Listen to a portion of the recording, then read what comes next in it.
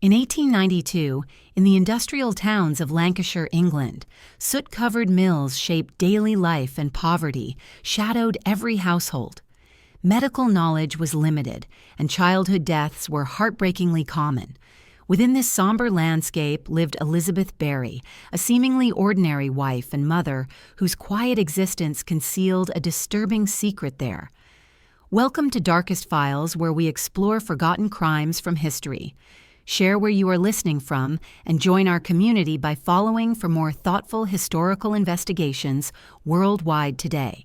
Life in late 19th century Lancashire unfolded under the shadow of factory chimneys, where thick smoke clung to brick walls and the sound of machinery echoed across narrow streets from dawn until evening.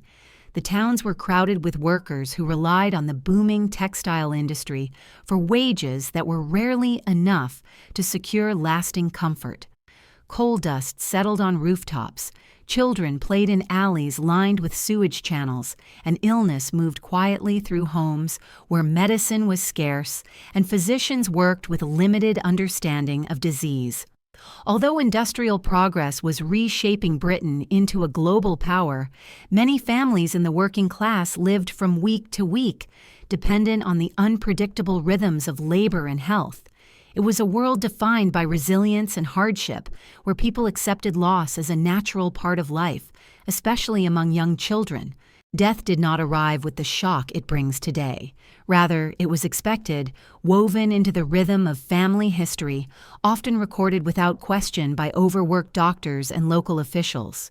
Within this environment lived Elizabeth Barry, a young wife and mother whose life appeared unremarkable on the surface.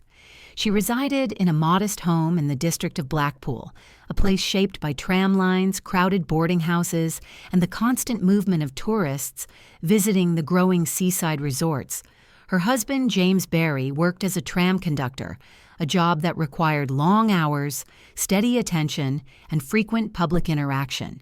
His wages provided the family's primary income, leaving Elizabeth responsible for the household and the care of their young daughter. Like many women of her time, she performed endless domestic tasks with little recognition. Boiling water for washing, mending worn clothes, collecting coal, and preparing meals with limited ingredients purchased from local stalls. Her days were spent in quiet routines, seen by neighbors as orderly, polite, and consistent with the expectations of a respectable wife. Despite the outward appearance of stability, life inside the Barry household was marked by constraints both economic and emotional. Money was tight, and even small expenses such as medicine or heating coal required careful budgeting. The pressure to maintain social respectability was strong, since communities were small and tightly knit, and gossip traveled quickly. Reputation determined access to assistance, credit, and trust, making any deviation from expected behavior subject to scrutiny. Women, in particular, were judged not only by their household management but by how they expressed grief, devotion, and modesty. In this context, Elizabeth's demeanor would later draw attention, not for any dramatic action, but for her unusual calmness in moments where sorrow was expected. The broader social landscape also played a role in shaping how illness was understood. The medical profession was in a period of transition, moving slowly from traditional treatments towards scientific experimentation. Doctors often relied on visual symptoms rather than chemical testing, and even when poisoning occurred, it could easily be mistaken for common ailments such as gastric fever, cholera, or food contamination. Pharmacies sold powders, tonics, and substances that could be harmful when misused, yet they were purchased freely without strict oversight. Arsenic, in particular, was accessible in various forms because it was used for rat poison, household cleaning mixtures, and even cosmetic products. Its presence in everyday life blurred the line between accident and intent, giving rise to numerous poisonings across Britain that went unproven or unnoticed. In the Barry home, nothing initially appeared out of place. Neighbors described the family as quiet, stable, and distant from public conflict. Elizabeth ran her household without complaint, and James's employment kept him away from home for long stretches, especially during peak tourist seasons. Their daughter, Jane, was small and delicate. Like many children in working families who faced nutritional deficiencies and exposure to illnesses that traveled quickly through crowded neighborhoods, the girl's fragile health was not unusual, and when she first displayed signs of malaise, no one suspected anything beyond the harsh conditions of industrial life. As autumn settled over the town, the first subtle signs of illness emerged. Jane began complaining of stomach discomfort and appeared fatigued, sleeping longer than usual and refusing food. Elizabeth sought remedies from nearby chemists, purchasing powders that she claimed were for easing digestive troubles. To bystanders, this behavior seemed both caring and responsible. Mothers were expected to take health matters into their own hands, especially when calling for a doctor cost money and might be viewed as unnecessary unless the situation was dire. The routine of illness and treatment blended seamlessly into the background of daily life, unnoticed by anyone outside the immediate home. Despite these early symptoms, life around the neighborhood continued with its usual rhythm. Trams clattered along metal tracks, fishmongers shouted prices to passers-by, and families prepared for winter with practical focus. The change of seasons often brought an increase in sickness, making Jane's condition seem part of a wider pattern rather than an isolated concern. The child's pale face and general weakness drew mild sympathy, but Victorian communities were accustomed to the presence of illness and lacked the sense of alarm that such symptoms might trigger today.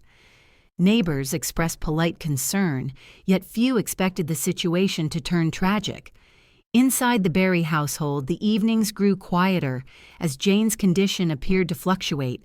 Some days she was able to sit upright and play softly, while on others she remained bedridden, overwhelmed by nausea.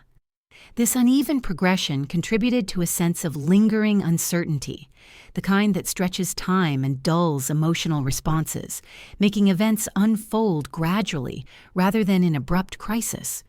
The subtlety of these changes made it difficult to distinguish ordinary sickness from something far more sinister, and for a period, the illness seemed to blend into the normal challenges that families faced in an era without advanced medical intervention. As days passed, however, the atmosphere of the home shifted in a barely perceptible way. The routine clatter of household chores became muted, replaced by hushed movements and a stillness that suggested growing concern. Light filtered through the windows in pale winter shades, illuminating the quiet space where the child rested. Outside, the town continued to bustle with factory workers and visitors heading to the seaside, unaware of the silent struggle unfolding behind closed doors. It was in these moments, when illness lingered without improvement, that the first threads of tragedy began to weave themselves into the Barry story, marking the beginning of events that would later draw national attention. Yet for now, the household remained undisturbed by public suspicion. There were no accusations, no investigations, and no whispers beyond simple sympathy. The illness was just one more burden carried by a working family in a harsh environment. But as night fell and the lamps cast dim light across the room, the air carried a faint chemical scent that few would have noticed, but which would later become a crucial detail in understanding what truly happened inside the home. The faint chemical scent that drifted through the Barry household lingered into the following days, though no one at the time recognized it as a sign of danger. It blended into the ordinary mixture of coal smoke, boiled linens, and medicinal tonics that characterized many working homes in Lancashire. For Elizabeth, the routine of tending to her daughter appeared unchanged. She continued to fetch powders and bottled mixtures from the local chemist, sometimes more than once in a single day. Her movements were methodical, almost practiced, and though neighbors observed her passing along the street, carrying small paper parcels wrapped in twine, their attention was brief and without concern. In a community where illness was common, a mother seeking remedies did not invite suspicion. If anything, it suggested diligence and devotion, traits expected of a respectable woman. The subtlety of her actions allowed the progression of events to unfold quietly, unseen by those who might later question how such tragedy had developed without warning. The child's symptoms intensified, following a pattern that physicians of the era often misinterpreted. Persistent vomiting, severe abdominal pain, and periods of apparent recovery created a confusing clinical picture. Without modern diagnostic tools, many illnesses were defined by observation rather than laboratory evidence.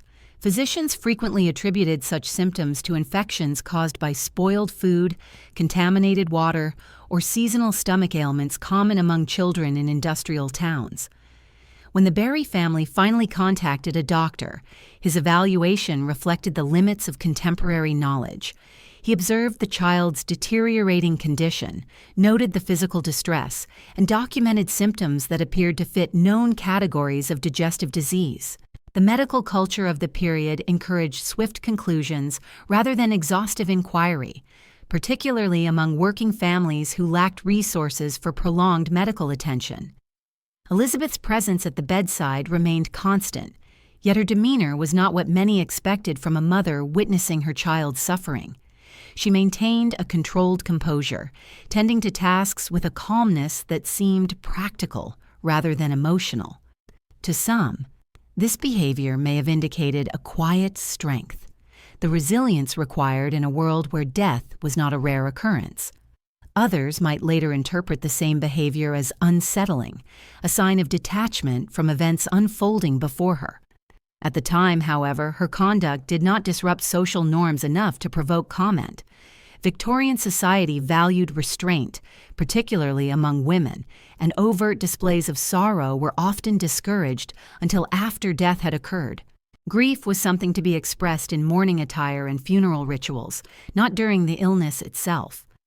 Meanwhile, the doctor prescribed basic remedies meant to alleviate discomfort, recommending rest and hydration, along with common powders sold by chemists. These powders, containing ingredients that today would be closely regulated, were dispensed freely. Arsenic compounds were among them, often included in household products and pest control substances. Their presence in local shops was not seen as inherently dangerous, because poisoning was generally believed to be accidental rather than deliberate. Chemists, accustomed to providing substances without questioning the intent of the buyer, kept limited records and rarely challenged repeat purchases. Elizabeth's visits, though frequent, followed this routine pattern. She presented symptoms, named her needs, and received assistance without scrutiny. The ease of access allowed the situation to progress in a way that would later shock investigators, not because of negligence, but because the systems of the time were not designed to prevent such acts. As the days passed, the illness became more severe. Jane's body weakened, and she struggled to retain food or water.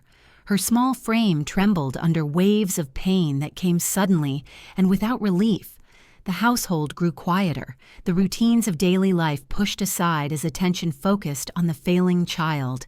James, worn from long shifts, arrived home to a scene of exhaustion and uncertainty, relying on his wife's account of the day's events. His work kept him absent for long hours, limiting his direct involvement in the care of their daughter and embedding a natural divide between his duties outside the home and the unfolding crisis within it. He trusted Elizabeth, as husbands of the era were expected to do, accepting her explanations without question and assuming the illness was no more than another tragic misfortune. Outside their home, life moved forward with the indifferent momentum of industrial progress. Trams continued their routes along the seafront, carrying visitors and workers alike. Children played in alleyways, chasing stray dogs and rolling hoops across cobblestones. The sounds of commerce and labor filled the air, reminders that individual suffering often remained unnoticed in a world accustomed to hardship. Even among families who sympathized with the Barrys' situation, the illness seemed one more example of the fragile existence faced by working-class children. Few imagined the possibility of malice, and fewer still would have dared to speak it aloud. In the final days of the illness, the child's condition shifted from intermittent distress to persistent agony. Her breathing grew shallow, her skin turned pale, and her body appeared visibly depleted. The doctor returned, observing changes that suggested the illness had reached an irreversible stage. There was little he could offer beyond comfort measures, and he documented the progress in his notes, unaware that his observations would later be scrutinized in court. Without the scientific tools developed in later decades, he viewed the symptoms through the lens of accepted medical understanding, concluding that natural disease had taken its course. He prepared for the likely outcome, and the family braced for a loss that felt both personal and tragic, yet sadly familiar to the time. As night fell, the household was enveloped in silence. The faint glow of lamplight flickered across the room where the child lay motionless, her small hands resting at her sides. The air was heavy with the scent of boiled water, damp cloths, and a trace of bitter chemical powder that clung to the edges of bowls and bottles scattered near the bedside. Elizabeth sat quietly, her expression unreadable in the dim light. Outside, the streets had emptied, leaving only the distant sound of waves reaching the shoreline, a reminder of the world continuing beyond the walls of the home. It was in this stillness that the final moments arrived, not with a sudden cry, but with a gradual fading of breath that marked the end of the child's struggle. When morning arrived, the house was no longer a place of illness but of mourning. The doctor returned to confirm the death, documenting it as a tragic but unsurprising event in a land where childhood mortality remained high. The certificate reflected his understanding: natural causes, likely gastrointestinal disease. No investigators arrived, no questions were asked, and no suspicions were raised. The funeral arrangements began quietly, following the customs of the community, and the family prepared to bury their only child without public scrutiny or official inquiry. Neighbors expressed condolences, offering brief words of sympathy before returning to their own demanding lives. The tragedy seemed complete, yet beneath the surface, unanswered questions lingered, unnoticed for now. But as the small coffin was carried to its resting place, a few whispers began to circulate. Some wondered why the illness had progressed so quickly. Others found Elizabeth's calm demeanor unsettling.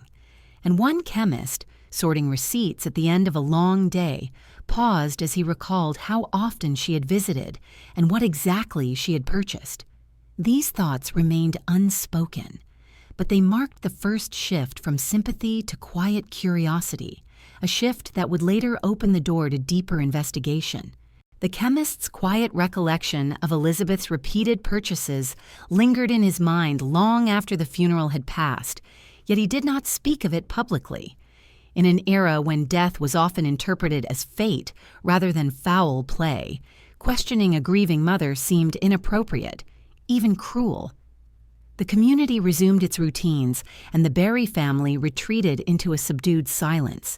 Their home, once filled with the daily tasks of caring for a child, now felt hollow. Toys remained untouched, folded garments lay stored away, and the absence of small footsteps echoed through rooms that had grown unnaturally still. The grief that settled upon the household was heavy, though not expressed outwardly with dramatic emotion. Instead, life moved forward with quiet resignation, reflecting the cultural expectation that families must carry their losses with dignity and composure. Elizabeth continued her routines, maintaining order within the home, while James returned to work, relying on long hours to distract himself from the lingering ache of his daughter's absence. The funeral itself had been modest, attended primarily by neighbors and acquaintances from the tramway company. The procession moved slowly along narrow streets lined with stone walls, with mourners dressed in subdued clothing appropriate to the occasion. The atmosphere was not one of spectacle, but of solemn acceptance, as funerals were frequent events in communities burdened by disease and poverty. The coffin was small, its size a harsh reminder of the fragility of life in a period where children were often the most vulnerable. The cemetery grounds, located on the edge of town, contained rows of modest headstones marking countless similar tragedies. The burial ceremony, conducted swiftly due to church and municipal scheduling demands, followed a familiar pattern: a brief prayer, a lowering into the earth, and a final moment of silence. When the mourners dispersed, they carried with them a sense of closure that was practical rather than deeply contemplative. The loss was sad, but it did not yet appear extraordinary. Following the burial, the doctor finalized his paperwork, recording the death as the natural result of gastrointestinal illness. His notes reflected the prevailing medical interpretation, shaped by limited chemical analysis and the lack of systematic reporting procedures. Death certificates were often completed based on visible symptoms rather than scientific proof, and few officials possessed the training to recognize signs of poisoning. The subtle chemical scent that had once lingered near the child's bedside faded into memory, unrecognized as evidence. Arsenic, though deadly, left traces that required specific tests to detect, tests not routinely conducted unless suspicions were already raised. The infrastructure for such inquiries was underdeveloped, and coroners often lacked both time and resources to investigate beyond initial impressions. Thus, the death passed through official channels without disruption, quietly entering public records as one more tragic but unremarkable instance of a child succumbing to illness. Despite this administrative finality, small details continued to weigh on the minds of those who had interacted with Elizabeth. The chemist, in particular, found himself reflecting on the nature of the powders she had purchased. In his ledger, he could trace dates and quantities, noting that her requests had been precise rather than experimental. Many customers sought general remedies, relying on shopkeepers to suggest medications, but Elizabeth had appeared confident, asking specifically for substances that could induce relief from stomach discomfort. At the time, no single transaction seemed unusual, yet when viewed collectively, they formed a pattern that stirred unease. Even so, he did not fully articulate these concerns, unsure whether they warranted further attention or were simply the product of retrospective doubt following the child's death. Meanwhile, community response remained muted. Casual conversations expressed condolences, but people seldom dwelled on the tragedy. Working-class families were preoccupied with survival, securing wages, managing sickness, and enduring long winters with limited resources. Their own hardships left little emotional space to examine the misfortunes of others in detail. Lizzie Barry, as she was often called, continued to move about town, her posture composed and her face unreadable. To some, her calmness in the weeks following the funeral appeared admirable, a sign of resilience. To others, it seemed unsettlingly detached. Victorian society expected prolonged mourning, often marked by specific attire and restricted social behavior, yet strict adherence to these customs varied among families of different means. Clothing required for proper mourning rituals could be expensive, and working women often lacked the luxury to withdraw from public life. Thus, Elizabeth's composed return to routine remained ambiguous rather than overtly suspicious. Inside her home, however, emotional atmosphere was more complex than outward appearances suggested.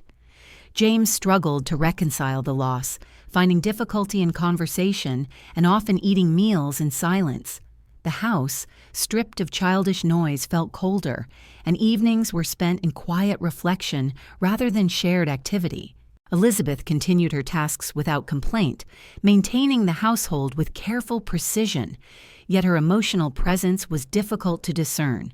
Some might interpret her manner as numbness born from trauma, while others might, in hindsight, consider it a manifestation of concealed intent. During this period, there were no outward signs of criminal behavior, only the lingering ambiguity of a grief that did not resemble the expected norms of the time. For the wider community, memory of the event began to fade. New illnesses emerged elsewhere, demanding attention and compassion from neighbors and doctors alike. The Barry child was not the only young life lost that season, nor the only family touched by sorrow. Without public doubt, the death blended into the larger narrative of hardship that shaped lives across Lancashire. Weeks turned to months, and the name faded from daily conversation. The burial site remained undisturbed, marked modestly, visited quietly and largely unremarked by those who passed through the cemetery. Yet beneath this ordinary surface, subtle concerns were beginning to align. The chemist's recollection remained in his thoughts, though he did not report it. A neighbor, remembering the rapid decline of the child, questioned why the illness worsened so dramatically after certain remedies were dispensed. Another resident commented privately that Elizabeth's emotional detachment felt unusual. None of these impressions formed a coherent suspicion, but collectively they represented early seeds of doubt. Had circumstances remained stable, these doubts might have faded entirely, dissolving into memory like countless other tragedies of the era. However, the peace in the Barry household would not last. What began as a singular tragedy would soon be followed by a second bout of unexplained illness, echoing the same symptoms and drawing renewed attention to the household. The pattern that had gone unnoticed before would soon re-emerge, and this time the resemblance would be too striking to ignore. As winter receded and the seasons shifted once more, the quiet home that had recently held a funeral would again become the site of whispered concern. Illness was returning, not with subtle discomfort, but with the same unmistakable signs that had preceded a death. The air, once heavy with sorrow, now carried a different weight, the early pulse of suspicion. The early pulse of suspicion surrounding the Barry household did not immediately take shape as direct accusations, but it created a subtle tension that lingered beneath ordinary conversation. The return of illness within the family drew quiet attention from neighbors who remembered the rapid decline of the child just months earlier.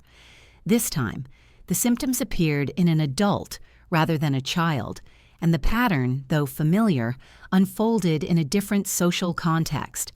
Adults were expected to endure illness with greater resilience, and when a grown family member began experiencing the same sharp stomach pains and sudden waves of nausea, previously attributed to a childhood ailment, the coincidence became harder to overlook. The household once again fell into a subdued state, marked by hushed movements and the careful administration of powders and tonics. Elizabeth's presence remained central, tending to the sick with the same calm efficiency that had defined her role during her daughter's final days. Outside the home, the town continued to operate with its usual industrial rhythm. Workers filed into mills at daybreak, their clothing dusted with fibers from factory floors. Shopkeepers opened stalls along crowded streets, selling bread, salted fish, and household goods to families navigating the demands of daily life. The local tram lines remained busy, transporting both residents and tourists to coastal attractions. Yet beneath this lively environment, a growing unease began to take hold. People whispered privately about the strange repetition of illness, speaking in low voices that conveyed concern without crossing into direct accusation. Such conversations were shaped by Victorian social norms that discouraged openly questioning the moral character of one's neighbors. To cast doubt on a woman, especially a grieving mother, risked being perceived as cruel or improper.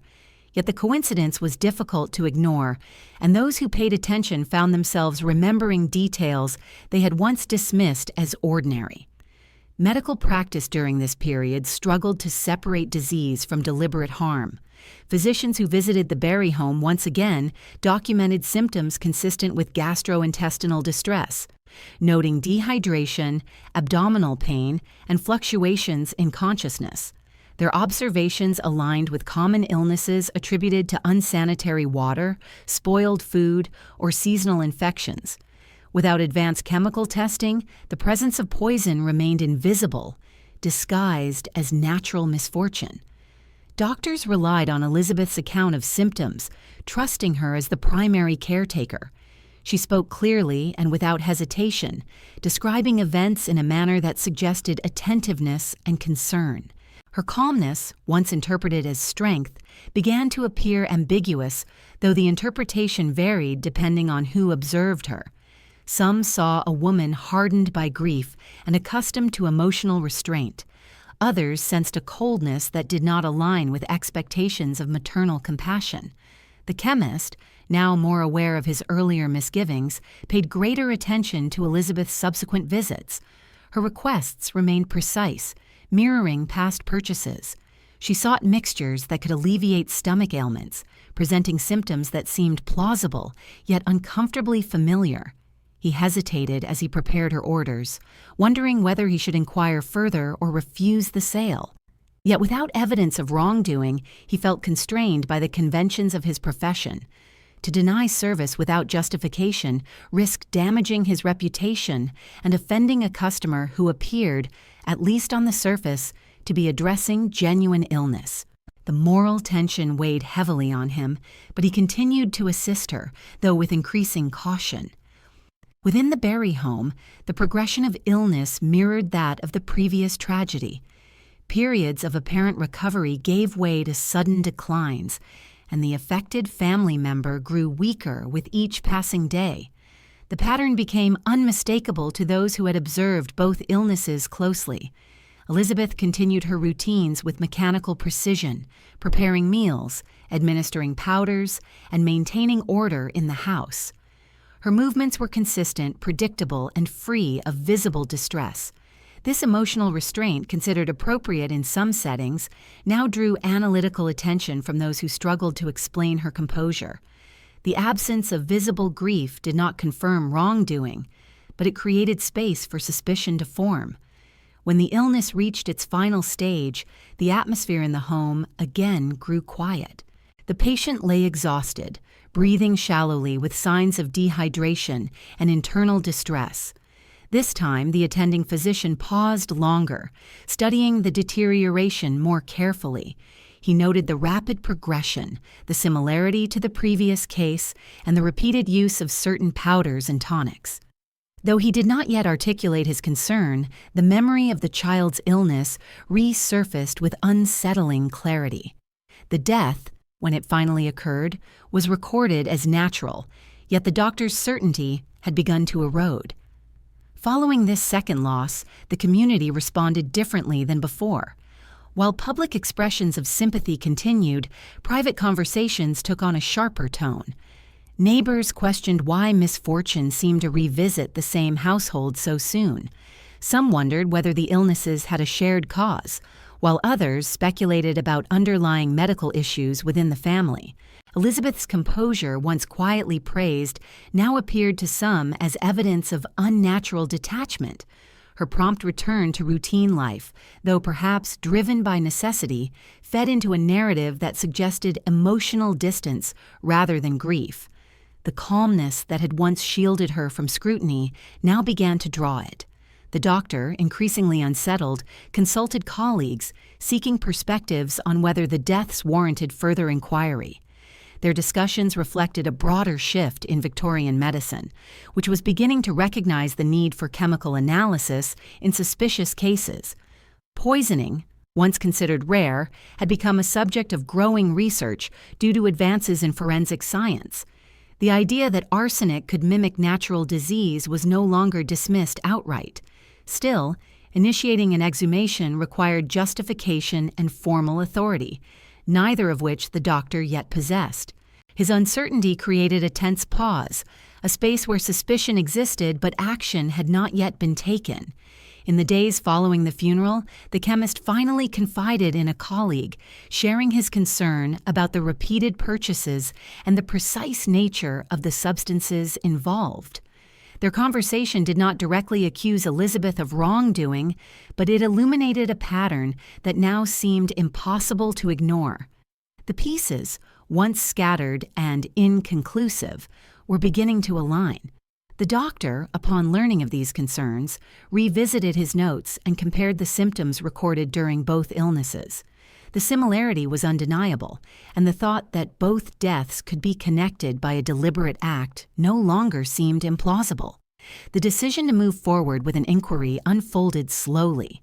It required careful consideration, legal consultation, and coordination with authorities.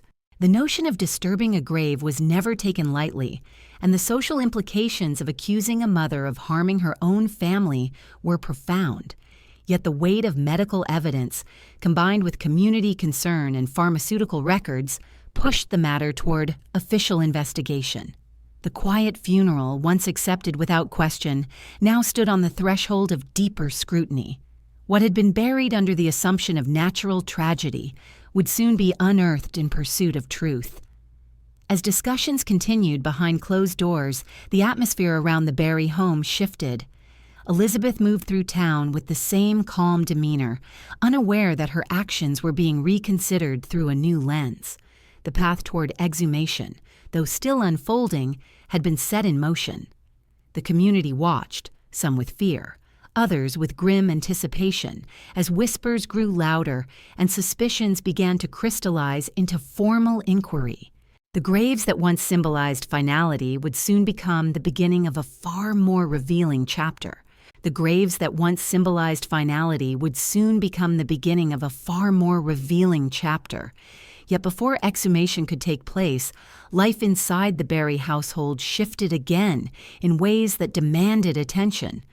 Illness returned, not gradually, but with an abruptness that echoed the earlier tragedies so closely that even those inclined toward charitable explanations found themselves questioning coincidence. This time, the symptoms appeared in yet another family member, extending the pattern beyond isolated misfortune and into the realm of alarming repetition. The onset followed familiar lines: sudden stomach pain, persistent vomiting, dehydration, and a rapid decline that did not respond to suggested treatments. Each episode mirrored the last with unsettling precision, creating a chain of events that could not be easily dismissed as chance. The physician, now deeply troubled by the sequence of deaths, observed the new illness with a more critical gaze. He had begun documenting not only symptoms, but contextual details, such as the timing of purchased powders and the specific mixtures administered by Elizabeth. His notes, once neutral and clinical, now carried undertones of inquiry and doubt. The repetition of symptoms across multiple individuals suggested a pattern that natural disease might struggle to explain. Even so, he was cautious, aware that accusations of poisoning required definitive proof and could destroy reputations if raised prematurely. Victorian medical ethics held that suspicion alone was insufficient. Evidence had to be incontrovertible. Thus, he continued to monitor the unfolding illness, waiting for additional signs that might justify formal escalation. Outside the home, neighbors watched with growing unease. Their conversations, once sympathetic, took on a more analytical tone as they compared details from past illnesses to the present one. Some recalled how the child had deteriorated shortly after receiving certain powders. Others referenced the speed with which grief had passed, replaced by calm routine rather than extended mourning.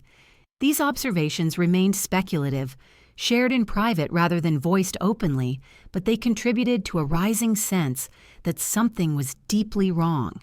In small communities, memory functioned as an informal archive, and when multiple recollections aligned, they became difficult to ignore. Meanwhile, Elizabeth continued her errands with characteristic composure. She visited the chemist again, requesting specific substances with the same precision observed previously. The chemist, now more resolute in his concerns, hesitated before fulfilling her request, delaying under the pretense of inventory checks. His reluctance, subtle but perceptible, reflected the moral tension between professional obligation and the suspicion that he might be enabling harm. Though he provided what she sought, he documented the transaction meticulously, noting dates, quantities, and stated purposes. These records, once mundane, were beginning to form the foundation of what could become crucial evidence. Inside the Barry household, the atmosphere grew increasingly strained. The patient's condition declined steadily, following the now familiar sequence toward fatal collapse. Elizabeth administered care with the same unwavering calmness that had characterized her actions before. She measured powders, prepared broths, and tended to the sickbed with expressions that revealed little, offering neither emotional collapse nor outward distress. Observers might interpret her demeanor as stoicism born from repeated tragedy, or as detachment shaped by motives not yet understood. Whatever the interpretation, her behavior stood in stark contrast to the intensity of suffering unfolding around her. The physician returned multiple times, each visit reinforcing his growing suspicion that the illness could not be explained by natural causes alone. He began discreet consultations with medical colleagues, describing the progression of symptoms without identifying names. Their reactions confirmed his concern. Repeated deaths within a single household, sharing identical symptoms, warranted investigation. Yet even with this consensus, the cultural and legal barriers to action remained considerable. Victorian society held strong notions about domestic privacy, gender roles, and the sanctity of family life. Intervening in the inner workings of a household required justification far beyond suspicion, particularly when the accused figure was a woman acting in the role of caregiver. As the illness neared its final stage, the household fell into a silence, weighted by both suffering and unspoken questions. The patient drifted in and out of consciousness, weakened beyond recovery. Elizabeth remained close, maintaining her position beside the bed with measured movements and a steady gaze. The physician stood in the background, documenting each change, prepared to certify death, but now mentally preparing for an entirely different responsibility. When the final breath came, it did so quietly, marking the end of another life in a home already shadowed by loss. This time, the death did not pass quietly through administrative channels. The physician paused over the certificate, pen held above paper, uncertain whether to write the usual conclusion. The pattern had become unmistakable, and his role had shifted from witness to potential investigator.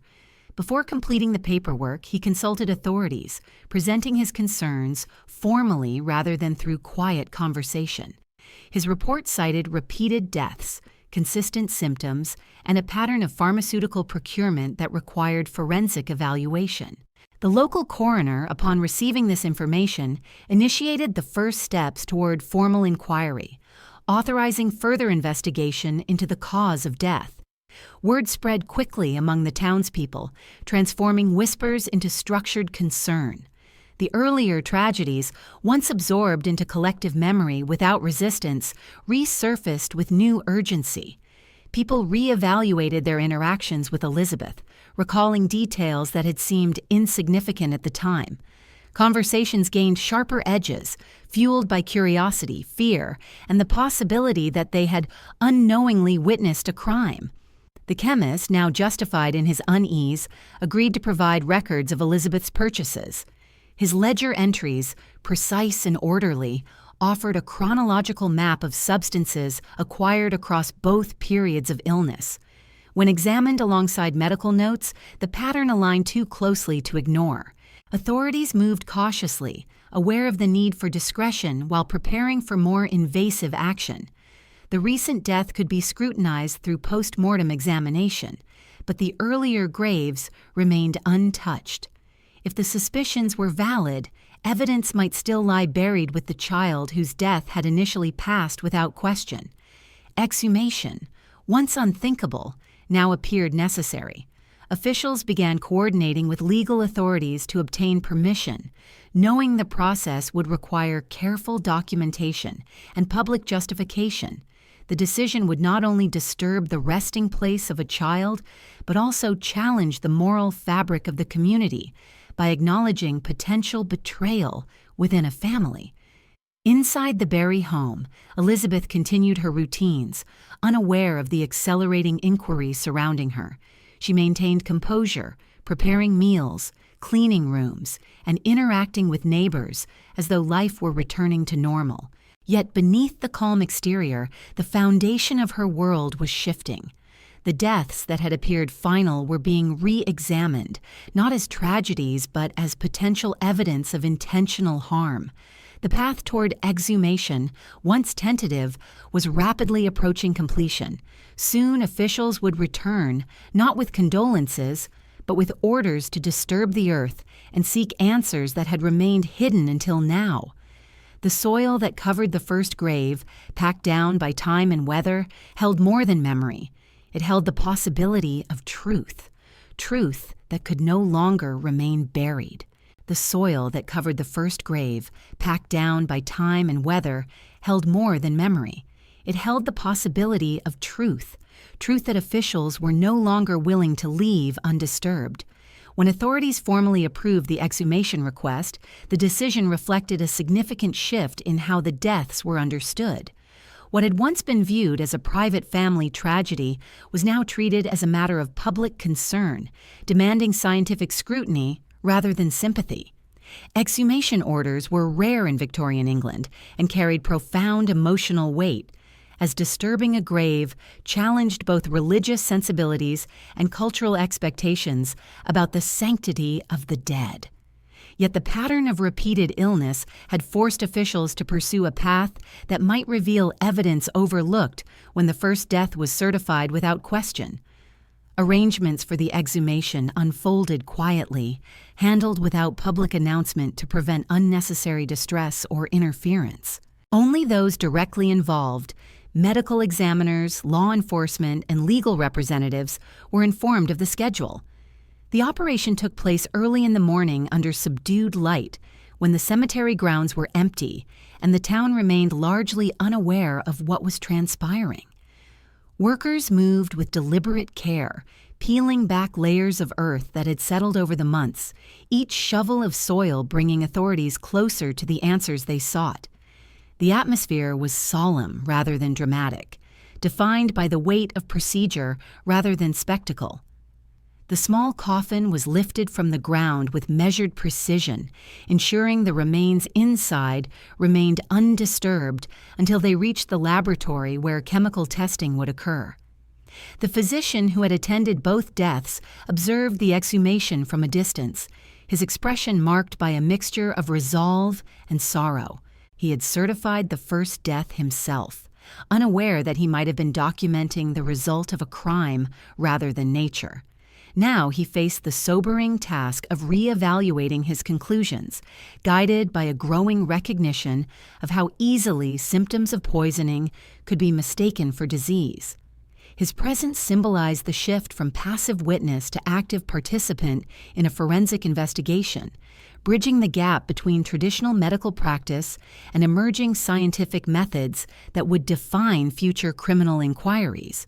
Once transported to a controlled environment, the remains underwent examination under strict procedures. Forensic chemistry, still in its developmental stage, required meticulous preparation to ensure results could withstand legal scrutiny. The testing focused primarily on detecting traces of arsenic, the substance most consistent with the symptoms observed in the Barry household.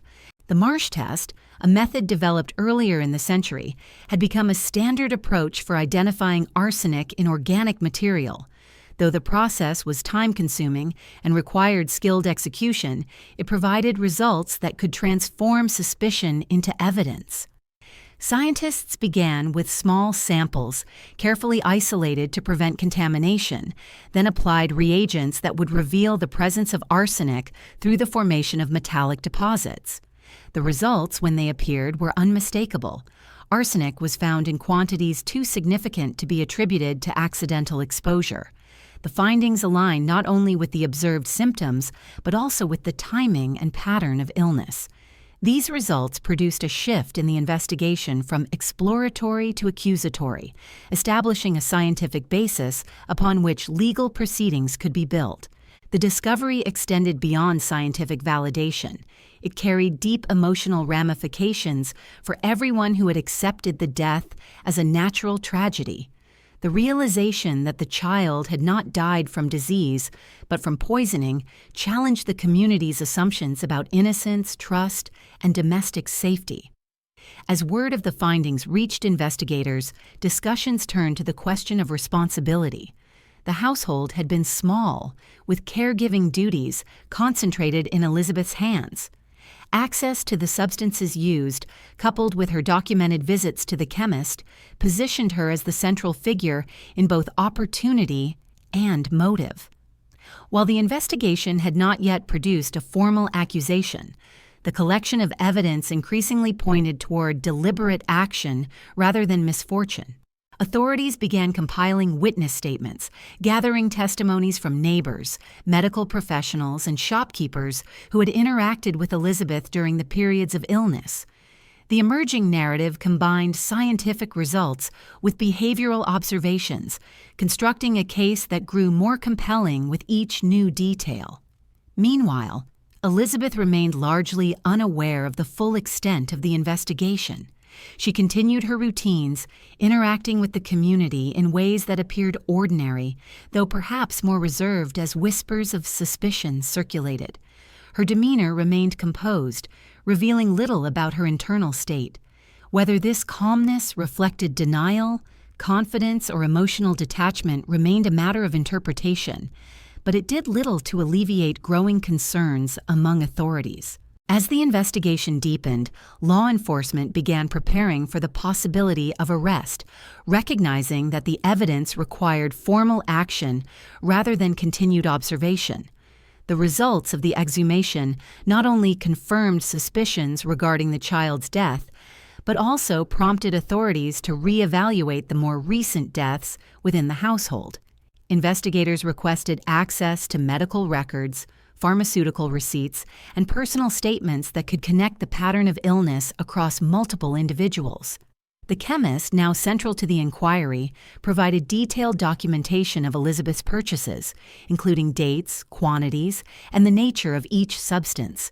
His records reinforced the timeline of events, demonstrating repeated acquisition of compounds known to contain arsenic during periods of illness. These entries became critical evidence, linking medical circumstances to specific actions taken by Elizabeth. Public awareness, though still limited, began to expand as rumors spread beyond the immediate community. Newspapers, always attentive to stories that merged domestic tragedy with criminal intrigue, began collecting information for potential coverage. While official statements remained reserved, the presence of investigators at the cemetery did not go unnoticed. Reporters sought interviews, knocking on doors and questioning neighbors about the family's history. The community, once sympathetic toward the Barry household, now found itself entangled in a broader narrative shaped by suspicion and curiosity. People who had expressed condolences now reconsidered their memories, questioning whether they had witnessed signs of danger without recognizing them. As investigators prepared the next steps, the physician who had initiated the inquiry reflected on the broader implications of the case. The deaths, though devastating on a personal level, had illuminated larger issues in public health and forensic science. They demonstrated the need for improved medical scrutiny, standardized reporting, and increased regulation of toxic substances. The case would not only determine responsibility for the deaths, but also contribute to evolving standards in criminal investigation. Poisoning, once concealed by the limitations of medical knowledge, was becoming detectable through the growing precision of chemistry. The exhumation had provided answers, but it also opened new questions. Why had these deaths occurred? What motivations might lie behind them? And what further evidence, if any, remained to be uncovered? As the investigation moved forward, authorities prepared to confront the person at the center of the unfolding story. The next step would take place not in laboratories or graveyards, but at the threshold of the Barry home, where officials were preparing to knock with a warrant that would alter the course of the case. The knock that would alter the course of the case did not come with urgency or force, but with a measured calmness that reflected the gravity of the moment. When authorities arrived at the Barry home, they carried with them documentation that authorized not only questioning, but the formal escalation of inquiry into a criminal investigation. The officers involved approached the home with deliberate restraint, aware that they were not confronting a suspect of violence in the traditional sense, but a woman whose alleged actions, if proven, were concealed behind domestic routines and caregiving. Their goal was not to shock the household, but to initiate a process that adhered strictly to legal procedure, ensuring that any future prosecution would withstand scrutiny. Elizabeth answered the door with her characteristic composure. Her expression remained neutral as officers explained their purpose, stating that recent deaths within the household required official review. She did not resist, nor did she attempt to deflect the conversation. Instead, she listened quietly, responding with simple acknowledgments that neither confirmed nor denied suspicion. To some observers, her demeanor suggested innocence, the response of someone confident that inquiries would yield nothing incriminating. To others, it appeared as a calculated calmness, consistent with someone who believed the evidence against her remained obscure. The ambiguity of her reactions only deepened the complexity of the case. Inside the home, investigators moved carefully, examining areas where medicines, powders, and household substances were stored. They cataloged containers, utensils, and any remaining compounds that might be relevant. Each item was logged, sealed, and transported for analysis, forming part of an expanding collection of evidence. The home itself, once an ordinary domestic space, now resembled a scene of forensic inspection, though the environment remained quiet and orderly. No signs of chaos or violence marked the rooms. Rather, the potential crime lay in subtleties undetectable without scientific intervention. The contrast between the calm household environment and the gravity of the investigation reinforced the unsettling nature of poisoning cases, where harm unfolded silently rather than through visible struggle. The physician, now acting as both witness and contributor to the investigation, provided formal testimony regarding the symptoms observed, the progression of illness, and the similarities across multiple deaths. His notes served as a foundation for the medical narrative, establishing a timeline of events that aligned with the forensic findings from the exhumation. He maintained a restrained tone, focusing solely on clinical facts rather than speculation. His participation reflected a shift within the medical profession toward greater accountability and involvement in legal proceedings, recognizing that scientific observations could play a decisive role in determining truth in cases where traditional investigative methods fell short. Meanwhile, additional samples collected from the home underwent laboratory testing. Analysts applied chemical procedures similar to those used in the exhumation, seeking traces of arsenic in residues found on spoons, bowls, and storage containers. Each positive result strengthened the case, linking the presence of poison not only to the buried remains, but to items used during periods of illness. The cumulative evidence formed a chain connecting procurement, administration, and outcome, transforming what had once been circumstantial into a coherent pattern.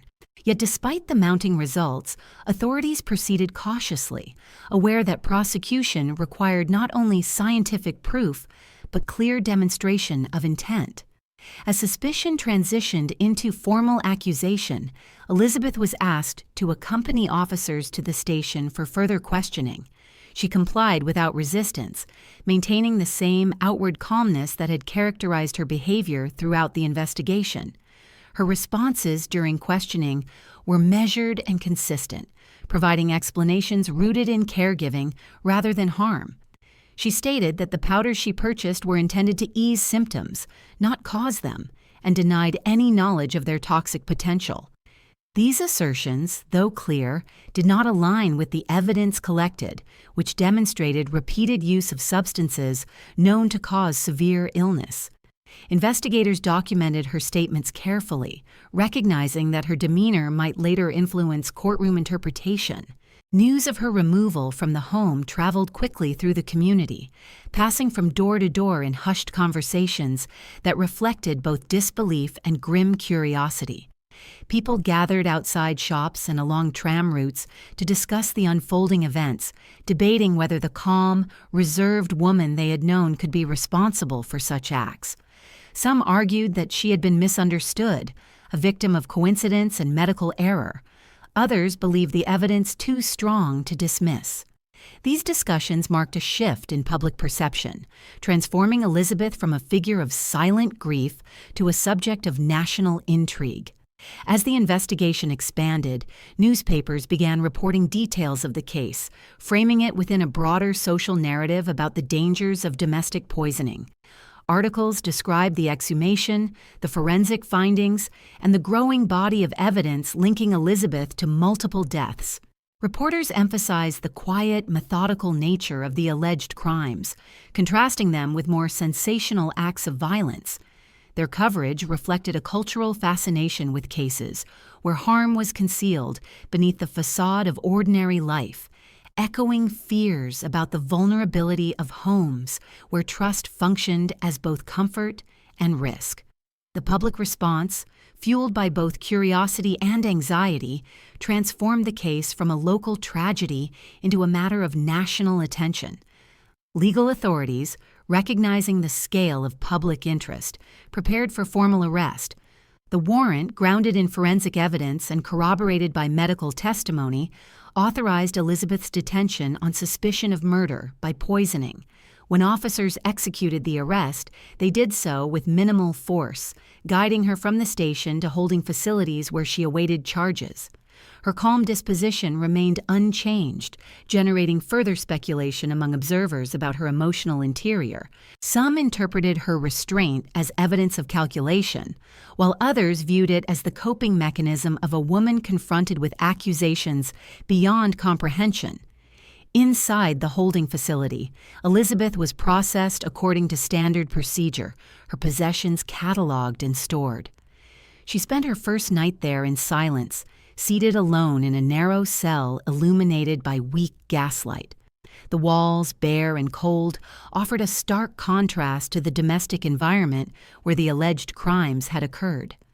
For the first time, the legal machinery surrounding her moved beyond inquiry and into confinement, transforming her from subject of investigation to suspect awaiting trial. Meanwhile, investigators continued gathering evidence, preparing for the next stage of the process, presenting their findings before the court. The arrest marked a turning point not only in the case itself, but in the broader cultural understanding of poisoning as a form of domestic crime. The process had moved from graveside exhumation to laboratory analysis, from private suspicion to public accusation. Yet the most decisive stage still lay ahead, where the evidence would be tested not in laboratories, but in a courtroom before a jury tasked with determining the truth. The question now shifted from whether a crime had occurred to whether the law could prove who committed it. The trial, soon to be scheduled, would become the arena where science, testimony, and public perception converged. The trial, soon to be scheduled, would become the arena where science, testimony, and public perception converged.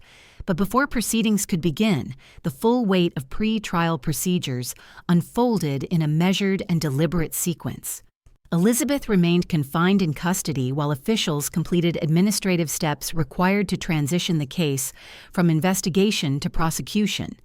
These procedures were methodical, reflecting legal systems designed to ensure that charges rested on solid evidence rather than public sentiment. Although newspapers continued to report developments, the formal progression of the case remained grounded in documentation, forensic analysis, and legal reviews that occurred far from public view. In the days following her arrest, Elizabeth underwent additional questioning under controlled conditions. Her responses remained consistent. She maintained that the substances she administered were intended for treatment, not harm, and that any similarities across illnesses resulted from misfortune rather than design. She neither confessed nor displayed visible anger or fear, offering instead a calm neutrality that challenged investigators attempting to interpret her intent. Some recorded her demeanor as compliant and cooperative, while others noted a lack of emotional expression that seemed unusual under such circumstances. Whether this reserve reflected composure, denial, or deeper psychological distance remained unanswered. Meanwhile, authorities prepared formal charges based on accumulated evidence.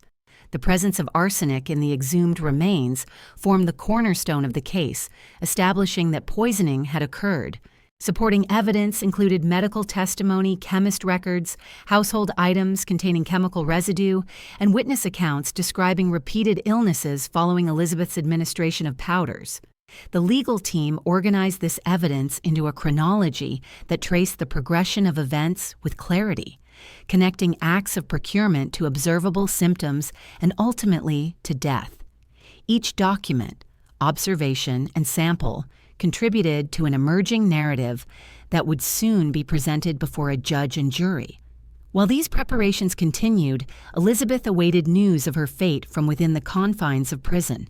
The environment contrasted sharply with the domestic atmosphere she once inhabited.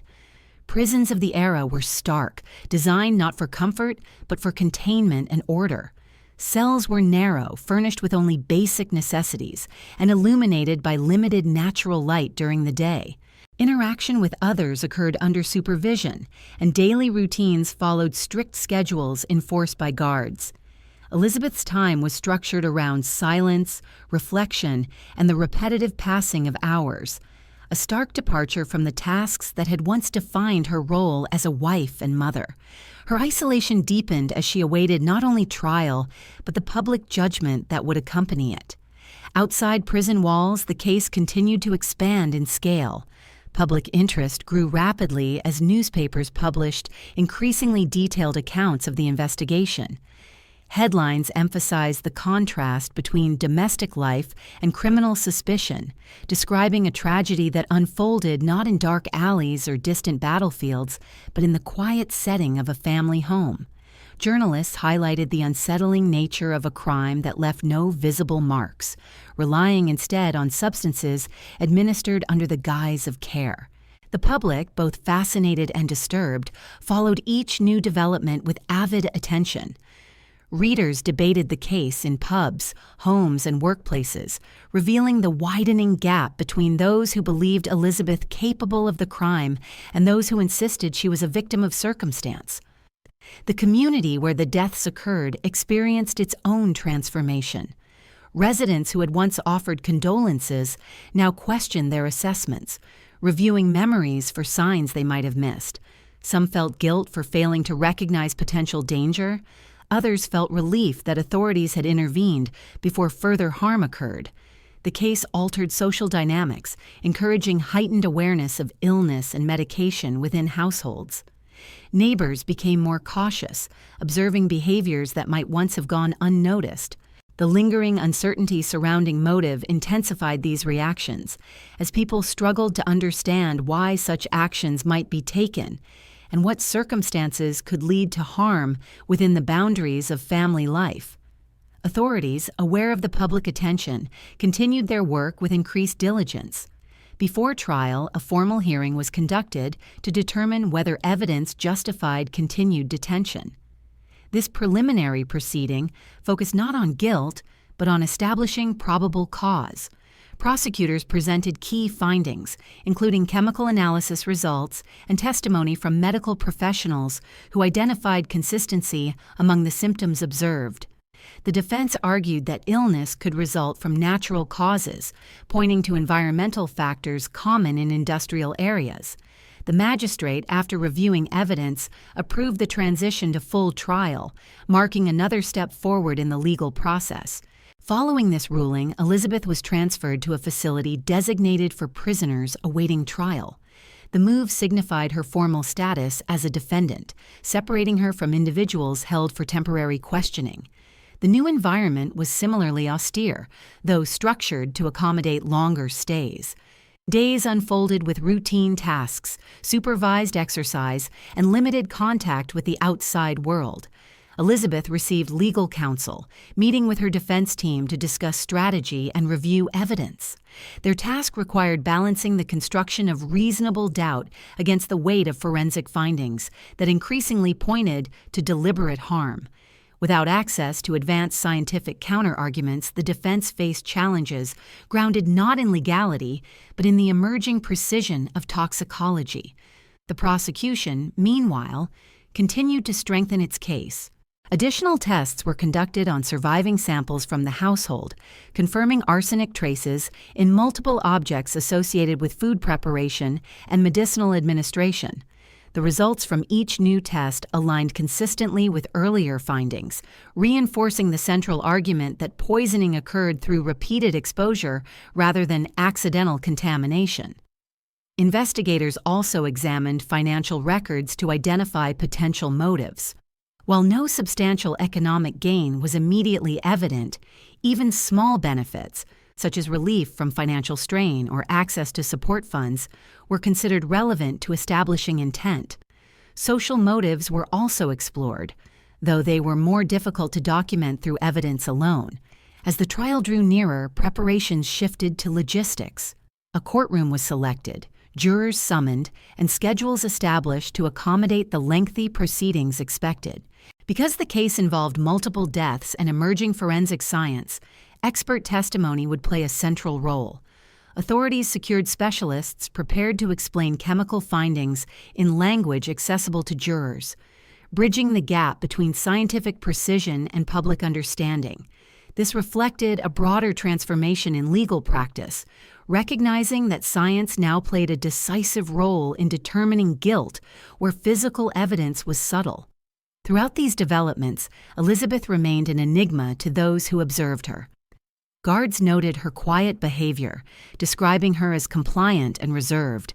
She spent long hours seated in silence, occasionally reading or writing letters, whose contents were subject to inspection. To some, her demeanor suggested resignation. To others, a deeper internal conviction that she might prevail in court. Without explicit emotional displays, her internal state remained concealed, leaving observers to draw their own conclusions. The day finally approached when she would be escorted from the prison to the courthouse, where her actions, demeanor, and past would be scrutinized before a public audience. The upcoming trial promised not only to determine her fate, but to set precedents for how similar cases would be evaluated in years to come. It would test the reliability of forensic science, challenge societal assumptions about domestic roles, and redefine how justice addressed crimes concealed within the private sphere of family life. As dawn broke on the morning of her departure from the prison, the gates opened and officers prepared to escort her to the courthouse. The quiet steps taken from confinement toward judgment marked the beginning of a new stage in the case, one in which secrecy would give way to testimony and private suspicion would confront public law. The quiet steps taken from confinement toward judgment marked the beginning of a new stage in the case. And as Elizabeth was escorted into the courthouse grounds, she entered not just a legal arena, but a public one. The courthouse, constructed of heavy stone with tall arched windows, reflected the Victorian commitment to authority and order. Its corridors carried the muted echoes of footsteps, clerks sorting documents, and distant murmurs from spectators gathering early to secure seats. Criminal trials of this nature did not occur often, and the presence of a woman accused of poisoning generated particular interest. Crowds assembled outside, kept at a measured distance by uniformed officers, whispering about the woman who walked past them without visible emotion. She wore modest clothing suitable for court rather than mourning attire, and her restrained posture further fueled speculation among those who watched in silence. Inside the courtroom, arrangements reflected the solemnity of the proceedings. The judge presided from an elevated bench, symbolizing both impartiality and authority. The jury sat in organized rows, selected through a deliberate process to ensure representation and perceived fairness. Each member carried the weight of a responsibility that extended beyond personal judgment. They were tasked with interpreting not only witness testimony, but the emerging role of scientific evidence within the legal system. The court clerks organized documents and prepared to record every statement. Reporters filled designated seating areas, ready to transcribe details that would soon appear in national newspapers, shaping public understanding far beyond the walls of the courtroom. Elizabeth sat quietly beside her legal counsel, her hands folded in her lap, her posture upright. She listened as charges were formally read aloud, accusing her of murder by deliberate administration of poison. The language used was measured and direct, reflecting the gravity of the accusations. She pleaded not guilty, her voice steady and free of hesitation. The simplicity of her response offered no insight into motive or emotion, leaving observers to interpret her demeanor through their own expectations and biases. To some, her calmness suggested confidence in her innocence. To others, it hinted at composure born from careful planning. The prosecution opened by outlining the sequence of deaths within the household, framing the case around the pattern of repeated illnesses that followed similar trajectories. They described the discovery of arsenic in the exhumed remains and the consistency of symptoms across multiple cases. Evidence gathered from the household was presented methodically, emphasizing residues found on utensils and containers associated with food preparation. Chemist records were introduced, documenting Elizabeth's repeated purchase of substances containing arsenic under pretexts of treating common illnesses. The prosecution argued that these purchases were intentional, not incidental, and that they coincided with periods of illness too closely to be dismissed as coincidence. Part of the prosecution's case involved examining social context, presenting arguments about accessibility to poisons and patterns of domestic crime observed during the era. While they avoided sensationalism, they acknowledged that arsenic was known not only as a household substance, but as a tool used in deliberate acts of poisoning in previous cases across Britain. These references were not meant to condemn Elizabeth directly through comparison, but to demonstrate that such crimes were plausible and documented within the historical record. The jury listened attentively, aware that the case before them might represent not just an isolated act, but part of a broader issue concerning public health, domestic authority, and the misuse of readily available substances. The defense responded by presenting an alternative narrative grounded in the medical uncertainties of the time. They argued that gastrointestinal illnesses were common in industrial regions due to poor sanitation and contaminated food supplies. They challenged the interpretation of symptoms, suggesting that natural disease could mimic signs of poisoning. They also questioned the reliability of chemical tests, noting that residues might originate from environmental exposure rather than deliberate administration. Their approach did not attempt to disprove the presence of arsenic.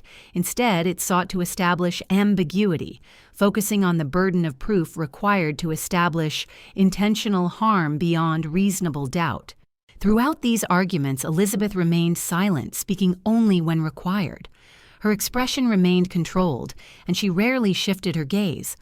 Observers struggled to interpret her demeanor, projecting their own assumptions about how guilt or innocence should appear. In reality, the emotional responses of those accused of serious crimes vary widely, shaped by personal temperament, cultural expectations, and the psychological weight of the circumstances. Yet in the Victorian era, public perception played a significant role in shaping social interpretations of criminal behavior, making Elizabeth's quietness both a shield and a source of suspicion. As testimony continued, the courtroom heard from witnesses whose observations contributed to the emerging narrative. The chemist provided detailed records of Elizabeth's purchases, recalling her precision and repeated visits during periods of illness. His account was calm and factual, grounded in documentation rather than opinion. Neighbors testified about the rapid decline of those who fell ill, noting similarities across multiple episodes. Their statements were not accusatory, but reflective, shaped by hindsight rather than direct suspicion at the time of the events.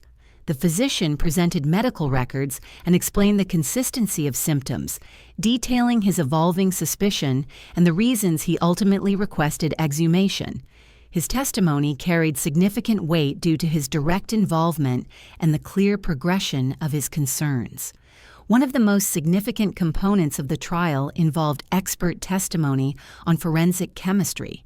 Specialists explained how arsenic could be detected in organic remains through controlled laboratory testing, demonstrating that the quantities found were consistent with intentional administration. They described the procedures used, the safeguards applied to prevent contamination, and the reasons that accidental exposure could be ruled out. This testimony represented a pivotal moment in the trial, showcasing the role of scientific evidence in establishing truth where traditional investigative methods were insufficient. Jurors, many unfamiliar with laboratory science, listened carefully as experts translated complex chemical processes into accessible language. Despite the weight of evidence presented, the trial remained grounded in the principle that guilt must be proven beyond reasonable doubt. The defense continued to question the interpretation of events, emphasizing alternative explanations and the possibility of misattributed symptoms. They argued that Elizabeth's role as caregiver placed her in proximity to the substances out of necessity rather than design.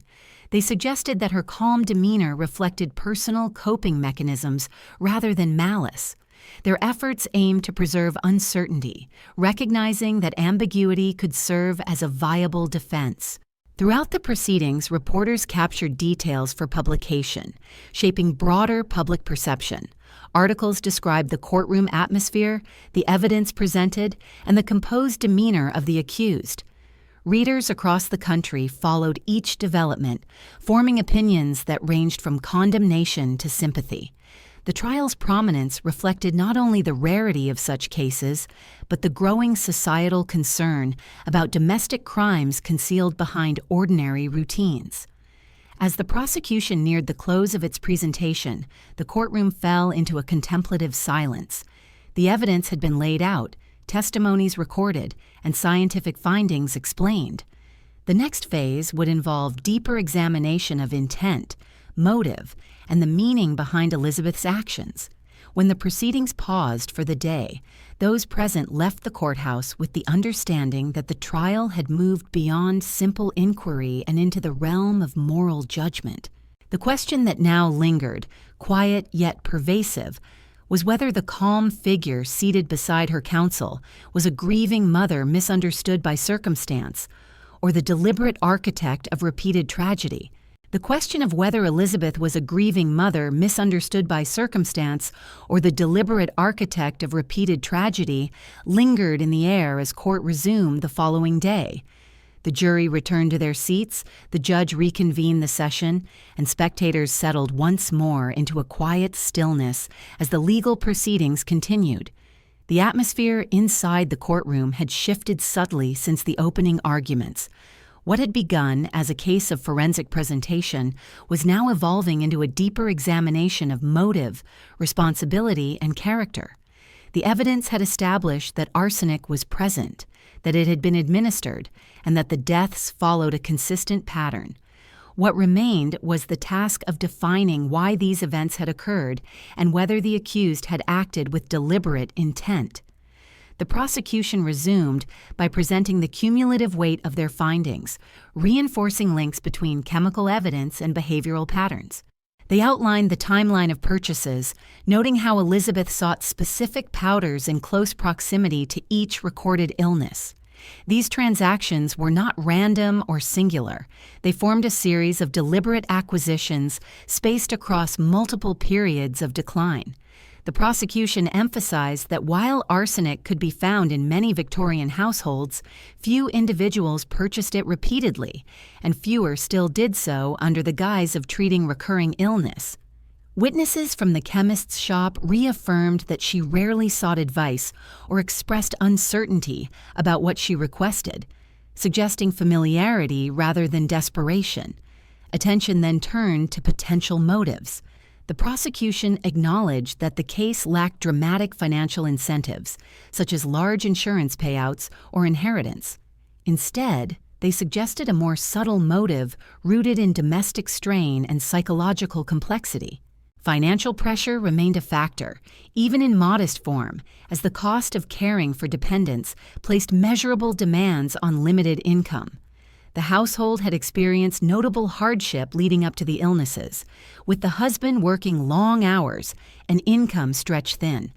Prosecutors suggested that removing dependents could ease such strain, though they presented this not as a definitive motive, but as one possible context. They also explored the idea that poisoning may have been driven by psychological factors beyond financial reasoning, noting historical precedents in which caregivers exerted control through illness rather than overt violence. These theories were offered with caution, leaving the jury to interpret motive through their own judgment. The defense responded with equal care, arguing that the prosecution's interpretation relied on speculation rather than concrete evidence. They stated that financial hardship was common across working-class families and did not, in itself, indicate malicious intent. They argued that caregiving responsibilities naturally placed Elizabeth in close contact with medicines and remedies, making her purchases consistent with attempts to manage illness rather than cause it. They stressed that motive, unlike substance, could not be extracted from chemical analysis, and that without a clear explanation, the prosecution relied too heavily on patterns that might be coincidental. The defense sought to undermine the prosecution's psychological theories by pointing out that calmness under pressure did not equate to guilt, and that grief could manifest in restrained forms. As both sides continued to present their arguments, the judge maintained a measured tone, ensuring that proceedings adhered to legal standards rather than emotional influence. His role involved clarifying points of law for the jury, distinguishing between evidence that demonstrated factual sequence and interpretations that required further scrutiny. He reminded jurors that their task was not to determine whether tragedy occurred, that had already been established, but whether the accused acted with intent beyond reasonable doubt. This distinction formed the cornerstone of the trial, ensuring fairness in a case where scientific certainty intersected with human behavior. The courtroom heard further testimony from individuals who interacted with Elizabeth during critical periods. Some neighbors recounted their impressions of her calmness following the deaths, noting that her emotional responses appeared muted compared to typical expressions of grief. They described how she resumed daily routines quickly, attending to household tasks without outward signs of mourning. While these observations supported perceptions of detachment, other witnesses offered contrasting views, stating that her demeanor reflected strength and a desire to maintain stability in the face of loss. The divergence among testimonies highlighted the challenge of interpreting emotional behavior within legal frameworks, particularly in a society that valued restraint and composure. Medical professionals provided additional context on the symptoms observed in the victims. They described how arsenic affected internal organs, leading to dehydration, shock, and eventual systemic failure. Their testimony included explanations of how symptoms could appear to improve briefly before deteriorating sharply, a characteristic pattern consistent with the illnesses recorded in the Barry household. They also noted that natural gastrointestinal diseases of the time typically presented differently, with variations in progression that did not align as closely with the documented cases. These explanations served to reinforce earlier findings while helping jurors understand differences between natural and induced illness. As the day progressed, the defense cross-examined these experts, attempting to raise questions about alternative causes of death. They asked whether environmental exposure, contaminated water, or accidental consumption could account for the presence of arsenic. Experts acknowledged that while trace environmental exposure was possible, the quantity identified in the bodies far exceeded levels associated with incidental contact. They reiterated that the concentration of arsenic was consistent with repeated ingestion rather than accidental contamination. The defense pressed further, suggesting that medical records from the era were not always precise and that early diagnoses might have influenced later interpretations. While these points introduced nuance, the scientific testimony remained firm, grounded in repeatable laboratory results. In the gallery, spectators observed the unfolding debates with quiet intensity. The expressions of those in attendance ranged from curiosity to discomfort, reflecting the complexity of the case before them. Some struggled to reconcile the image of a mother accused of harming her own family with the facts presented. Others found themselves convinced by the pattern of evidence and believed that justice required accountability. The atmosphere in the courtroom remained respectful yet charged, shaped by the tension between human empathy and legal responsibility. By the time the court adjourned for the day, both prosecution and defense had outlined their primary arguments, though neither side had yet delivered closing statements. The facts had been presented, testimonies recorded, and scientific evidence explained. What remained was the interpretation of these elements within the collective judgment of the jury. As people filed out of the courtroom, the building's heavy doors closed behind them with a muted finality. marking another day in a trial that blended scientific certainty with profound moral weight. Outside, the sky had darkened into early evening, the town settling into its own rhythms, while the courthouse stood as a silent witness to the unfolding history within. The trial was far from over, and the next session would draw the proceedings closer to a conclusion that none could approach lightly. Soon the voices that had spoken throughout the case would grow quiet, leaving the jury alone to deliberate on the life of the woman seated before them. The following morning, the courtroom would reconvene once more, preparing to hear closing arguments that would attempt to bind the complex threads of evidence into a final narrative, one that could either condemn or absolve. The following morning, the courtroom would reconvene once more, preparing to hear closing arguments that would attempt to bind the complex threads of evidence into a final narrative, one that could either condemn or absolve. When the doors opened and attendees took their seats, the atmosphere held a new stillness, as though the weight of accumulated testimony had settled into a quiet but inescapable presence. The trial had moved through the stages of evidence, witness accounts, and scientific analysis. Now it entered its final phase, where each side would craft a coherent structure from weeks of details. The courtroom filled gradually, yet without the restless anticipation seen at earlier sessions. Instead, the crowd seemed contemplative, aware that the proceedings had reached a point where listening required not curiosity, but reflection. Elizabeth sat in her usual place beside her counsel, her posture unchanged, her hands folded with the same calmness observed throughout the trial. She showed no shift in expression as lawyers arranged their documents and the judge prepared to resume. She appeared neither defeated nor defiant, retaining a composed neutrality that continued to challenge observers, seeking emotional cues to interpret her intentions. Her silence, though striking, had become familiar. It was no longer a new detail to analyze, but an enduring element of her identity within the proceedings. Whether this quietness represented acceptance, resignation, self-control, or a more impenetrable reserve remained unknown, and as the trial drew nearer to its close, speculation surrounding her demeanor only deepened. The prosecution delivered its closing argument first, standing before the jury not with heightened theatrics, but with a deliberate tone that emphasized methodical reasoning. They began by restating the fundamental question, whether the deaths were natural occurrences or the result of deliberate poisoning. The prosecutor walked the jury through the timeline once more, illustrating how each illness arose unexpectedly, followed an identical trajectory, and concluded in death. He pointed to the repeated procurement of arsenic-containing substances, noting that the purchases aligned precisely with the onset of symptoms. The argument turned to the scientific analyses, stressing that chemical traces found in the exhumed remains and household utensils could not be explained by environmental accident. The prosecution reminded the jury that the quantities detected were consistent with intentional dosing and that coincidental contamination was implausible. As the argument continued, the prosecutor addressed motive again, not to assert a definitive explanation, but to demonstrate that plausible motivations existed even without dramatic financial benefit. He described how economic hardship, domestic burden, and emotional detachment might intersect in ways that led to harmful decisions.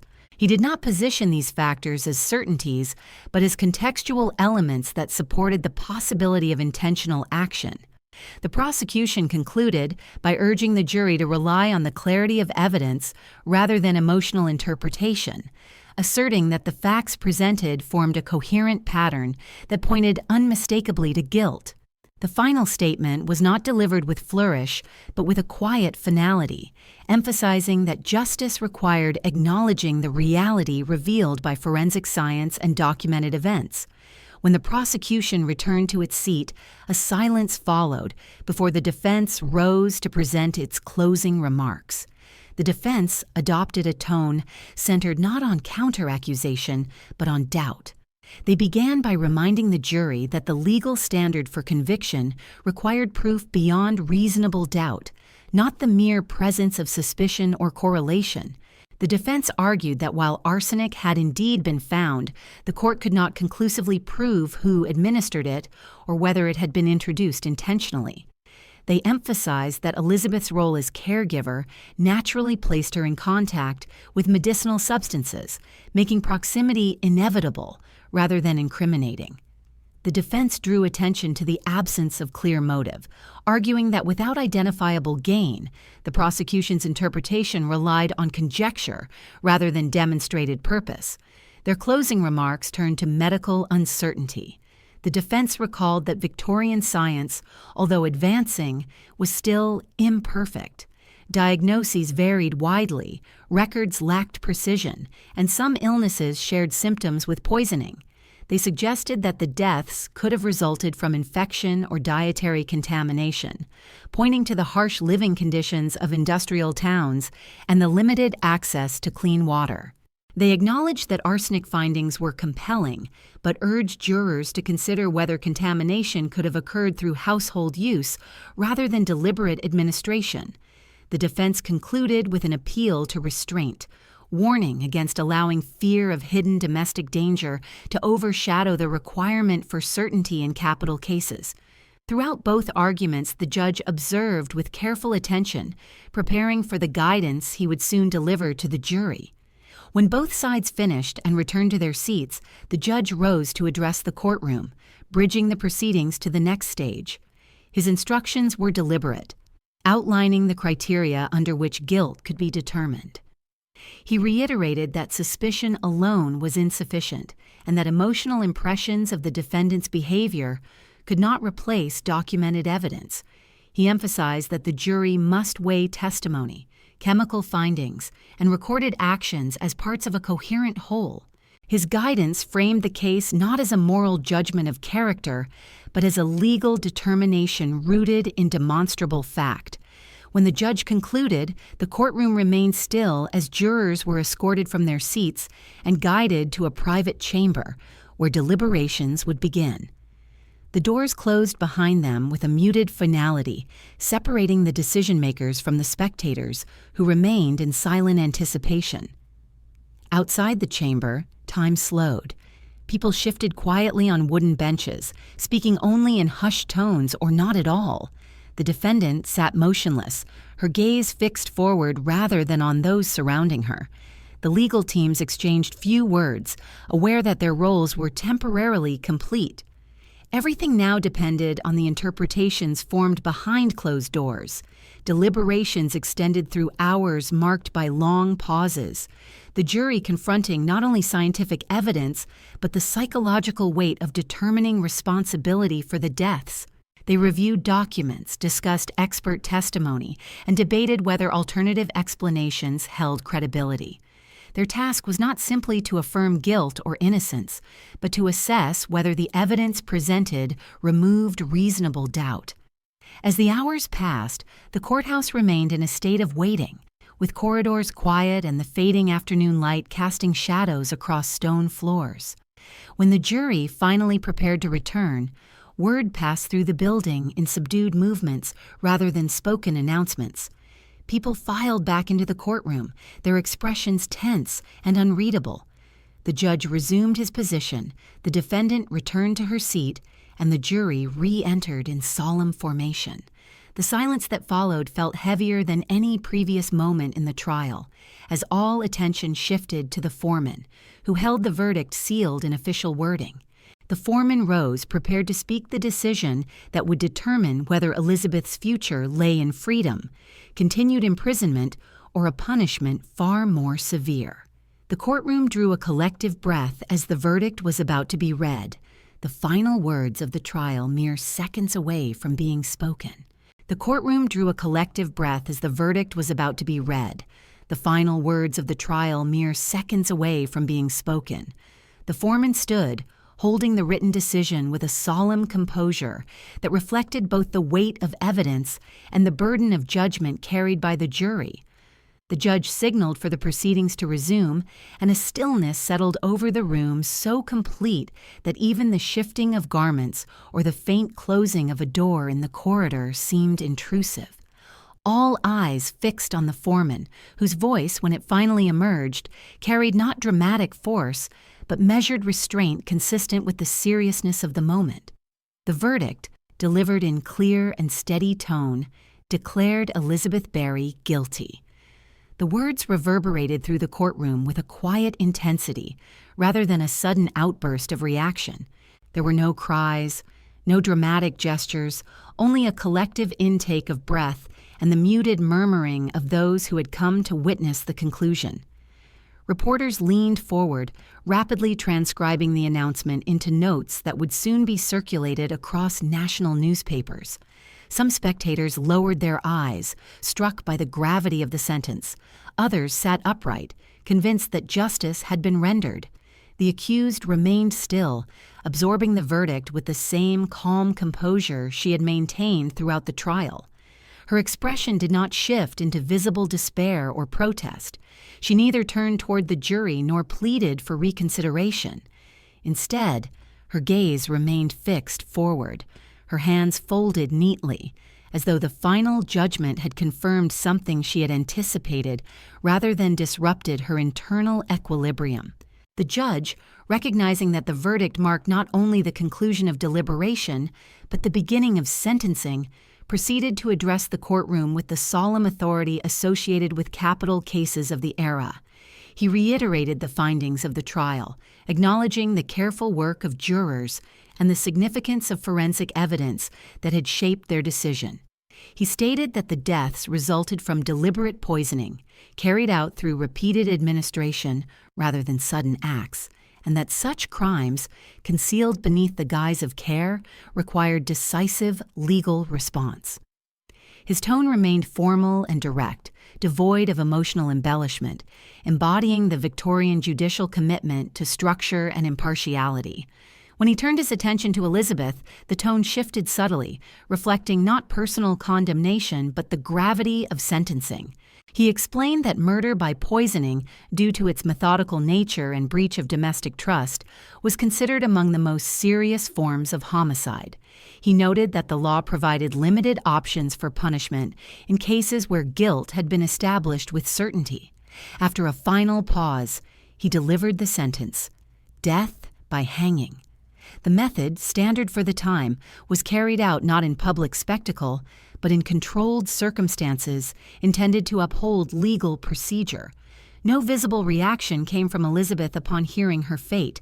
She stood when directed, acknowledged the sentence, and allowed officers to escort her from the courtroom. Her departure occurred in silence, observed by spectators who searched her expression for signs of remorse, fear, or defiance, yet found none beyond the same composed reserve that had defined her presence from the beginning. Some interpreted her stillness as acceptance, others viewed it as evidence of emotional detachment. The meaning of her demeanor remained ambiguous, open to interpretation, even as she was led back into confinement to await the final stage of her sentence. Following the verdict, public reaction intensified.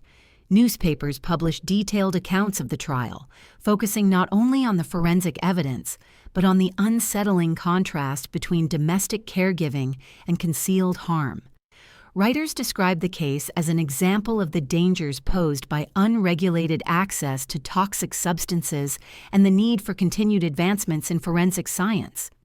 Editorials debated the implications of the verdict on broader social issues, including the role of women in caregiving positions and the potential for criminal behavior to be hidden within ordinary routines. Readers responded with letters expressing fear, disbelief, and reflection, some calling for stricter controls on arsenic sales, others expressing sympathy for Elizabeth or questioning whether her calm demeanor might indicate mental illness rather than malice. Within legal circles, the case prompted renewed discussion about the standards used to evaluate poisoning. Judges, physicians, and chemists referenced the trial in professional correspondence, recognizing that the successful prosecution relied on methodological rigor rather than circumstantial inference. The Marsh test and related analytical techniques gained credibility, shaping future approaches to forensic evidence. The case demonstrated that chemical analysis could determine cause of death with precision that surpassed traditional medical assessment, marking an important milestone in the evolution of criminal investigation. It also led to growing advocacy for regulatory oversight in chemists' shops, eventually contributing to legislation that restricted the sale of arsenic and required more detailed documentation of purchases. In the weeks that followed, Elizabeth remained in custody, confined to a cell designated for those awaiting execution. The environment was stark, characterized by long hours of isolation, minimal furnishings, and limited human interaction. She received visits from clergy who offered spiritual counsel, encouraging reflection and preparation for the end of life. She spoke little during these visits, responding with politeness but revealing little of her inner state. Guards noted her consistent behavior, describing her as quiet, orderly, and resigned. She wrote few letters, and the contents, recorded as part of standard procedure, reflected focus on duty and faith rather than pleas for reprieve. Meanwhile, legal petitions for clemency were raised by some members of the public, arguing that the absence of a clear motive warranted reconsideration of the sentence. These appeals reached the appropriate authorities but were ultimately denied, as the evidence supporting her conviction was deemed conclusive and the crime deemed too grave for commutation. Historical records from similar cases indicate that mercy was rarely granted in poisoning trials during this era, due to the perception that such crimes involve premeditation and violated societal expectations of caregiving roles. Thus, with no legal barriers remaining, the date of execution was set. The night before the sentence was to be carried out, the prison fell into a quiet routine.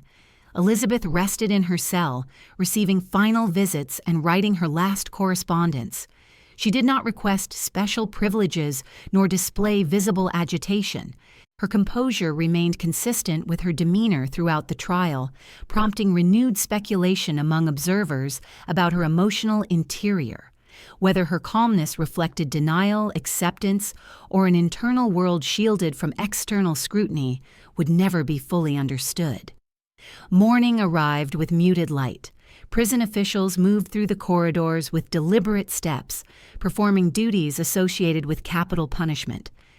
The structure of the execution reflected adherence to legal procedure, designed to carry out the sentence efficiently rather than ceremonially. The hangman, trained and experienced, ensured that the process followed established standards intended to minimize suffering. Elizabeth was escorted from her cell, walking with steady pace, accompanied by officials and clergy. If she spoke, the words were quiet and did not travel beyond those nearest to her. When the sentence was carried out, it occurred behind closed doors, witnessed only by officials responsible for confirming legal compliance. There was no public audience, no final statement proclaimed aloud, and no dramatic display. The event passed with controlled solemnity, concluding the legal portion of a case that had begun months earlier as a private tragedy. Afterward, her body was handled according to regulations, and the prison resumed its orderly routine. With the execution complete, attention shifted from legal judgment to historical interpretation.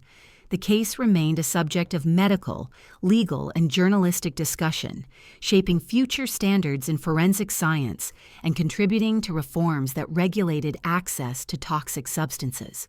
Its legacy extended beyond the immediate tragedy, influencing public policy and expanding the role of scientific evidence in criminal law. But for those who had known the family personally, the legacy was simpler and heavier. A memory of lives lost within a household that once appeared ordinary, their stories preserved not through shared recollection, but through the records of courts, laboratories, and graveyards. For those who had known the family personally, the legacy was simpler and heavier. A memory of lives lost within a household that once appeared ordinary, their stories preserved not through shared recollection, but through the records of courts, laboratories, and graveyards. Yet even as the execution marked the conclusion of Elizabeth's legal journey, the effects of the case continued to unfold beyond the confines of the prison. In the weeks following her death, attention shifted from the courtroom to the public sphere, where the outcome prompted conversations not simply about guilt, but about the broader implications of domestic poisoning and the evolving role of forensic science. While some saw closure in the finality of the sentence, others perceived the case as a turning point in how society understood and addressed hidden violence within commonplace environments. Newspaper coverage intensified briefly after the execution, publishing retrospectives that summarized the timeline of events and highlighted the role of chemical evidence in securing a conviction. Journalists noted that the case demonstrated the necessity of scientific rigor in legal proceedings, particularly when crimes occurred without physical force or visible wounds. They emphasized that harm inflicted through substances administered under the guise of care required investigative methods different from traditional policing. Articles analyzed the societal discomfort surrounding women accused of lethal domestic acts, pointing to the challenge of reconciling cultural expectations of maternal instinct with allegations of deliberate harm. These commentaries did not attempt to explain the psychology behind the crime directly, but reflected on the broader dissonance between appearance and reality that defined the case. Public reaction remained divided, revealing the complexity of interpreting crimes committed in intimate settings. Some individuals expressed relief that justice had been delivered and that the deaths had been recognized not as tragic accidents, but as deliberate acts. Others struggled to accept that a mother could intentionally bring harm to those in her care, questioning whether the legal system had misinterpreted the evidence or applied punishment too severely. Letters to newspaper editors reflected lingering skepticism among some readers, who argued that motive remained unclear or that misdiagnosed illness might have played a role. These voices did not alter the legal conclusion, but they demonstrated the enduring discomfort society felt when confronting crimes that challenged familiar assumptions about family, trust, and caregiving. Beyond public debate, the case influenced medical practice in more concrete ways. Physicians who had followed the trial began re-evaluating the methods used to diagnose sudden or unexplained illnesses. The recognition that poisoning could mimic natural disease prompted calls for greater caution when completing death certificates, particularly in cases lacking external injury. Medical journals referenced the trial as evidence of the need to incorporate chemical testing into post-mortem examinations, encouraging collaboration between doctors and chemists. Although widespread adoption of forensic protocols would unfold gradually over subsequent decades, the case contributed to a shift in medical culture, urging practitioners to consider causes of death not immediately apparent through visual assessment.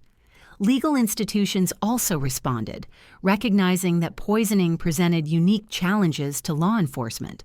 The case reinforced the importance of record-keeping among chemists, who increasingly documented sales of toxic substances with greater precision. Some regions began discussing formal regulations that would require purchasers to provide identification or justification for acquiring chemicals associated with poisoning. Over time, these conversations contributed to legislation that limited public access to arsenic and related compounds. While such reforms did not emerge solely from this case, the trial served as a notable example in policy debates, used by advocates to demonstrate the risks posed by unregulated substances accessible to the public.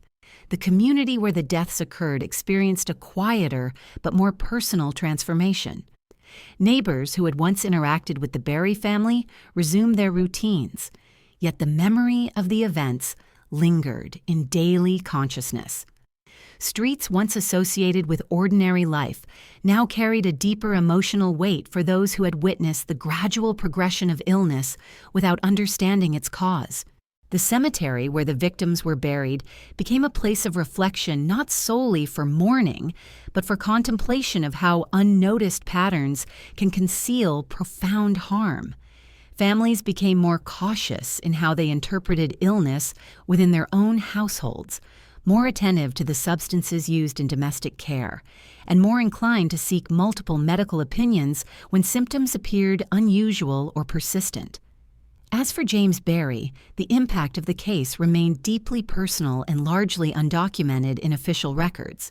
Accounts suggest that he continued to live quietly after his wife's conviction, carrying the burden of loss compounded by the knowledge that the deaths within his home were not misfortune, but acts of deliberate harm.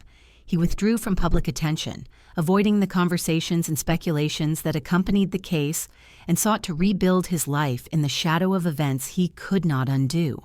His story serves as a reminder that criminal cases extend beyond legal verdicts, leaving enduring consequences for those connected to the victims as well as the accused. Over time, as public attention shifted to new events, the case of Elizabeth Barry transitioned from contemporary tragedy to historical record. It appeared in legal texts, medical lectures, and academic analyses, each interpretation contributing to a layered narrative that blended scientific advancement with social reflection.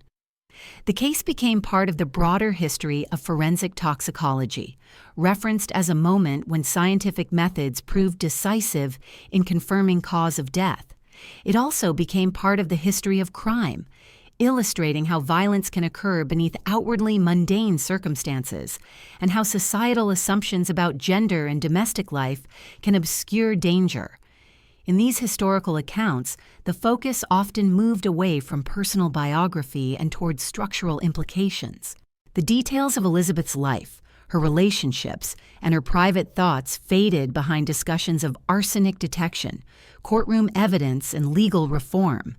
The victims, too, became symbols and narratives about medical progress, their lives described through the lens of scientific significance rather than personal identity.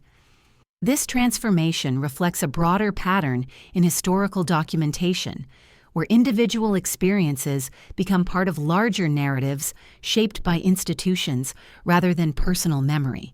Yet for historians, physicians, and legal scholars revisiting the case, the lesson remained clear. The tools used to determine truth in criminal investigations must evolve alongside the methods used to conceal harm. The case demonstrated that traditional assumptions about illness and domestic care could no longer serve as the sole basis for determining cause of death. It reinforced that justice requires not only moral judgment but scientific precision, and that legal truth emerges from the intersection of observation, analysis, and evidence rather than intuition alone. In the end, the story of Elizabeth Barry endures not because it is sensational, but because it reflects the quiet, unsettling reality that harm can be hidden in ordinary places, carried out through means that leave no visible mark. It stands as a reminder that history is shaped not only by dramatic events, but by the incremental progression of knowledge, the evolving capacity to uncover truth, and the willingness to question assumptions that once seemed absolute. In the end, the story of Elizabeth Barry endures not because it is sensational, but because it reflects the quiet, unsettling reality that harm can be hidden in ordinary places, carried out through means that leave no visible mark.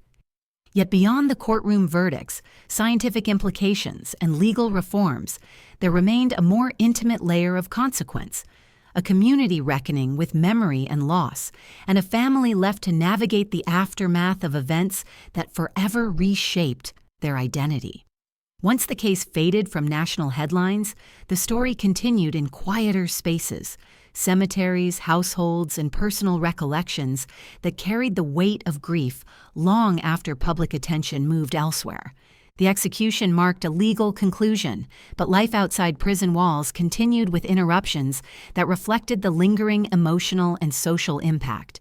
The graves of the victims, once visited with gestures of mourning, rooted in assumed natural tragedy, took on a new significance as resting places of lives ended through deliberate means.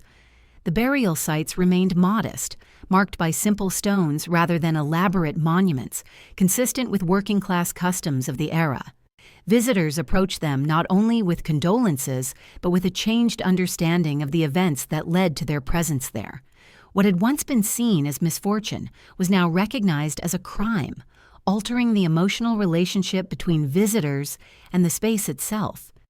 The cemetery became a place where memory and judicial history overlapped, where reflection expanded beyond personal grief to include broader questions about trust, vulnerability, and the fragility of domestic life. For those who had been closest to the family, the transformation in understanding required a difficult internal reckoning. Neighbors who had offered sympathy during the illnesses now revisited those moments with discomfort, realizing that gestures once intended to console may have been directed towards someone responsible for the harm. Such realizations contributed to a sense of collective unease as individuals confronted the challenge of reconciling past perceptions with newly revealed facts. Conversations that once centered on sorrow shifted into thoughtful silence, as residents considered how easily tragedy can unfold without detection. The community did not respond with hostility or overt condemnation. Instead, there was a subdued reflection, shaped by the recognition that ordinary interactions can conceal realities far more complex than anyone anticipates. The family's surviving relatives faced the heaviest burden. James Barry, returning to life outside the courtroom, carried not only grief for the loss of his child and the dismantling of his household, but the painful knowledge that the tragedy had arisen within the walls of his own home. His withdrawal from public attention reflected an understandable desire for privacy, as he navigated emotions that could not be neatly articulated in public discourse. Records of his later life are limited, offering glimpses rather than a full narrative, but those fragments suggest a man who carried the weight of unanswered questions. He had trusted his wife, relied on her presence, and built a life alongside her, unaware of the harm that was unfolding. The psychological impact of that realization, a betrayal intertwined with grief, extended far beyond the legal case. His life afterward serves as a reminder that justice, though necessary, cannot restore what has been lost, nor resolve the emotional residue left behind. The broader community also confronted the cultural implications of the case, particularly as it related to domestic roles. Victorian society held deeply rooted expectations about family structure and caregiving, with women positioned as guardians of home and morality. When crimes challenged that framework, they disrupted not only assumptions about individual behavior, but societal beliefs about the nature of domestic life. The Barry case contributed to a gradual re-examination of those assumptions, highlighting the need for vigilance and accountability within environments traditionally regarded as safe. It encouraged a shift in perspective, where harm could be recognized as possible even in spaces defined by intimacy and trust. These shifts were reflected in professional practices as well. Chemists, once accustomed to dispensing substances without question, began adopting more cautious protocols. Pharmacies introduced stricter documentation methods, recording names, quantities, and stated purposes for all purchases involving toxic materials. Some shops implemented internal policies exceeding legal requirements, understanding that trust could no longer function as the sole safeguard. Physicians, too, carried forward the lessons of the case. When confronted with symptoms that aligned with poisoning, they became more likely to consider chemical causes rather than assuming natural disease. The expectation that death certificates required substantiated medical reasoning rather than general labels became more prevalent, contributing to improved accuracy in official records. These incremental changes formed part of a broader transformation occurring across British institutions during the late 19th and early 20th centuries. Scientific advancements in toxicology, increasingly recognized as essential to justice, began influencing legal standards across the country. Laboratories gained credibility as tools for determining truth, and medical expertise became central to criminal investigations rather than supplemental. The Barry case, though not the sole catalyst, played a notable role in reinforcing such developments. It demonstrated the necessity of aligning scientific capability with legal responsibility and underscored that truth must be pursued through methods capable of detecting subtle, concealed harm. Over time, as decades passed and societal memory dimmed, the case transitioned from a contemporary event to a historical marker. Later generations encountered it not through personal recollection, but through archival records, academic studies, and legal histories that contextualized it within broader developments in forensic science. With this transition, emotional proximity diminished, replaced by analytical interpretation. Historians reference the case to illustrate shifts in Victorian social structures.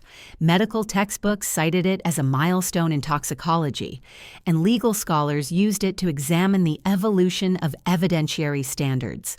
The individuals at the center of the case, Elizabeth, her child, and her husband, became figures in a narrative shaped more by institutional progress than personal biography. Yet even as the case settled into historical analysis, its human dimensions remained significant. The story illustrates how lives can change not through sudden catastrophic events, but through gradual patterns concealed beneath ordinary routines. It calls attention to the importance of awareness, documentation, and inquiry, particularly in environments where trust can obscure danger. It also reflects the limitations of understanding when actions are hidden behind emotional restraint and routine behavior. The case does not offer definitive answers about Elizabeth's internal motives or psychological state. Instead, it presents the facts that could be proven and acknowledges that some aspects of human behavior remain concealed, even under the scrutiny of law and science. The cemetery where the victims rest endures quietly, marked by modest stones rather than monuments. Grass grows around the edges, and seasonal weather softens the outlines of the paths leading to the graves. Visitors who walk the grounds today may pass these sites without recognizing their historical significance, unaware that beneath the soil lie the remains of individuals whose lives played a role in shaping forensic progress. The land holds no visible markers of the courtroom or the execution, only the steady passage of time that turns lived tragedy into historical memory. And yet, for those who pause, the site invites reflection, not simply on the crimes themselves, but on the complex intersection of trust, family, science, and justice.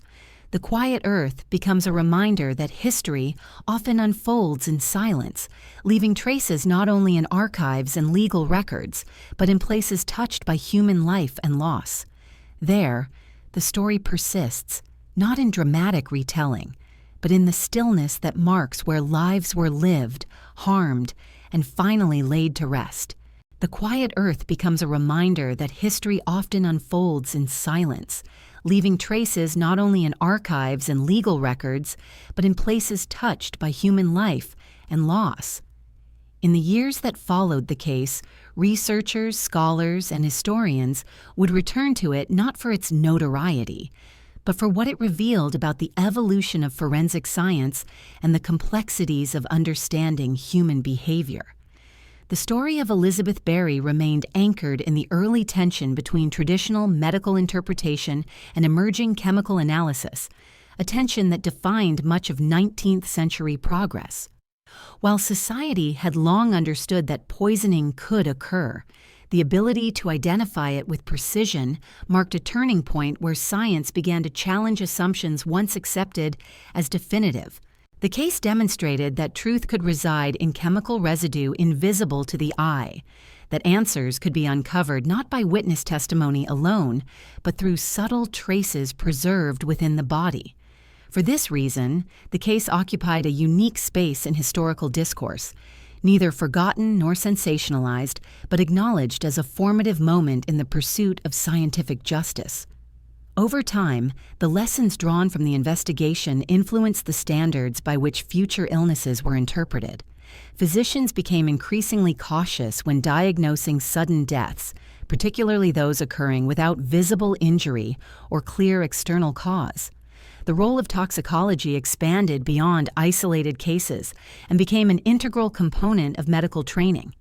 Universities incorporated chemical analysis into curricula for forensic and medical students, teaching methods that could detect substances such as arsenic, strychnine, and cyanide with growing accuracy.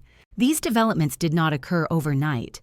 They unfolded incrementally, guided by cases like Barry's that revealed the consequences of relying solely on observation and intuition.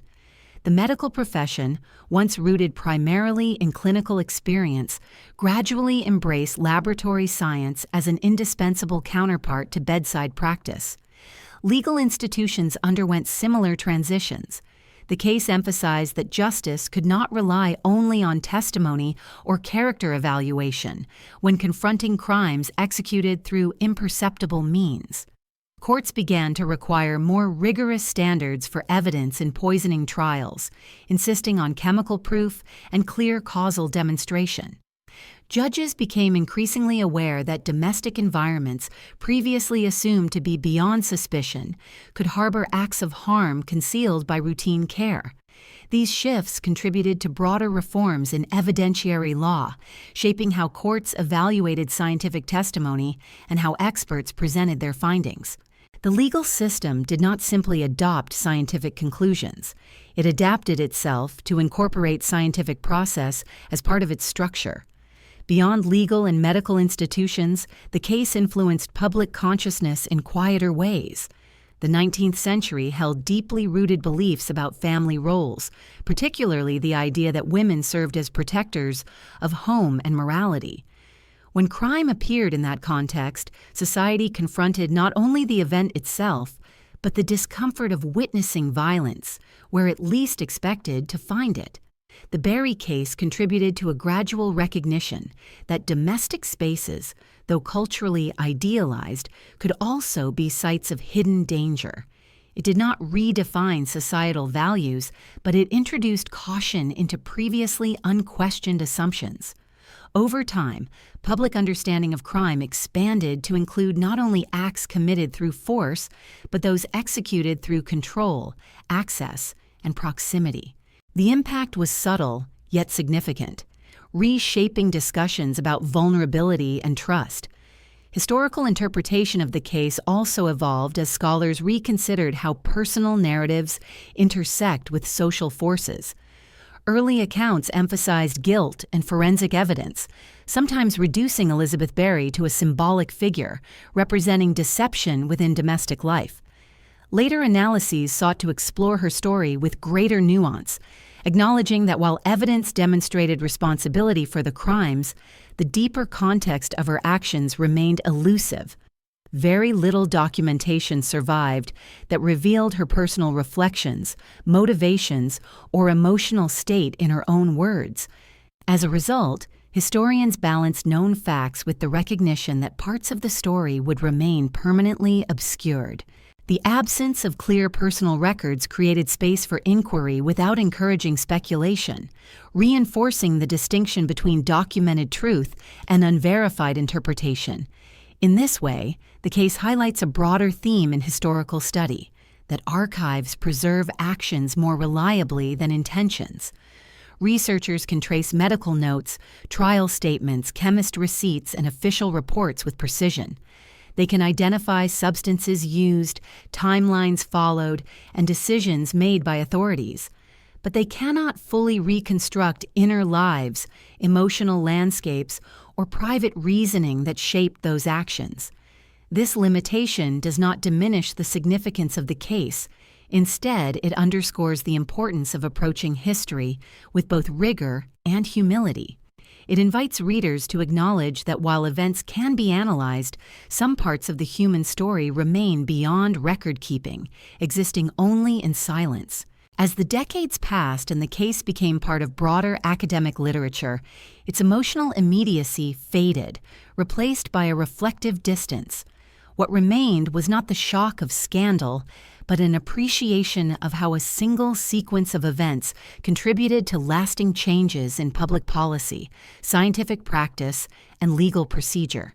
The lives affected by the case, those who died, those who mourned, and those who judged, became part of a historical tapestry woven into the social fabric of Victorian Britain. Their story serves not as an isolated event, but as a lens through which to understand the challenges of a society transitioning toward modern systems of justice and medical certainty. Today, when historians revisit the case, they do so not out of morbid curiosity, but out of recognition that progress often emerges from confronting tragedies that expose the limitations of existing knowledge. The Berry case stands alongside other historical events where scientific advances were shaped by the need to identify truth more accurately. It reminds us that justice evolves through evidence and that society must continuously refine the tools it uses to understand what cannot be seen with the naked eye. Ultimately, the case endures as a testament to the importance of inquiry, documentation, and accountability. It reflects how ordinary households can hold complex narratives, how trust can coexist with unseen danger, and how scientific innovation can reveal truths once concealed by circumstance. It invites listeners and readers alike to remember that history is not only a record of what happened, but a reminder of how knowledge grows, how institutions adapt, and how lives, both remembered and forgotten, shape the world that follows. Thank you for joining this exploration on Darkest Files. If this story reached you, feel free to share where you are listening from and reflect respectfully on the past. These histories remind us not simply of the darkness in prior centuries, but of the lessons learned through careful observation and the ongoing pursuit of truth.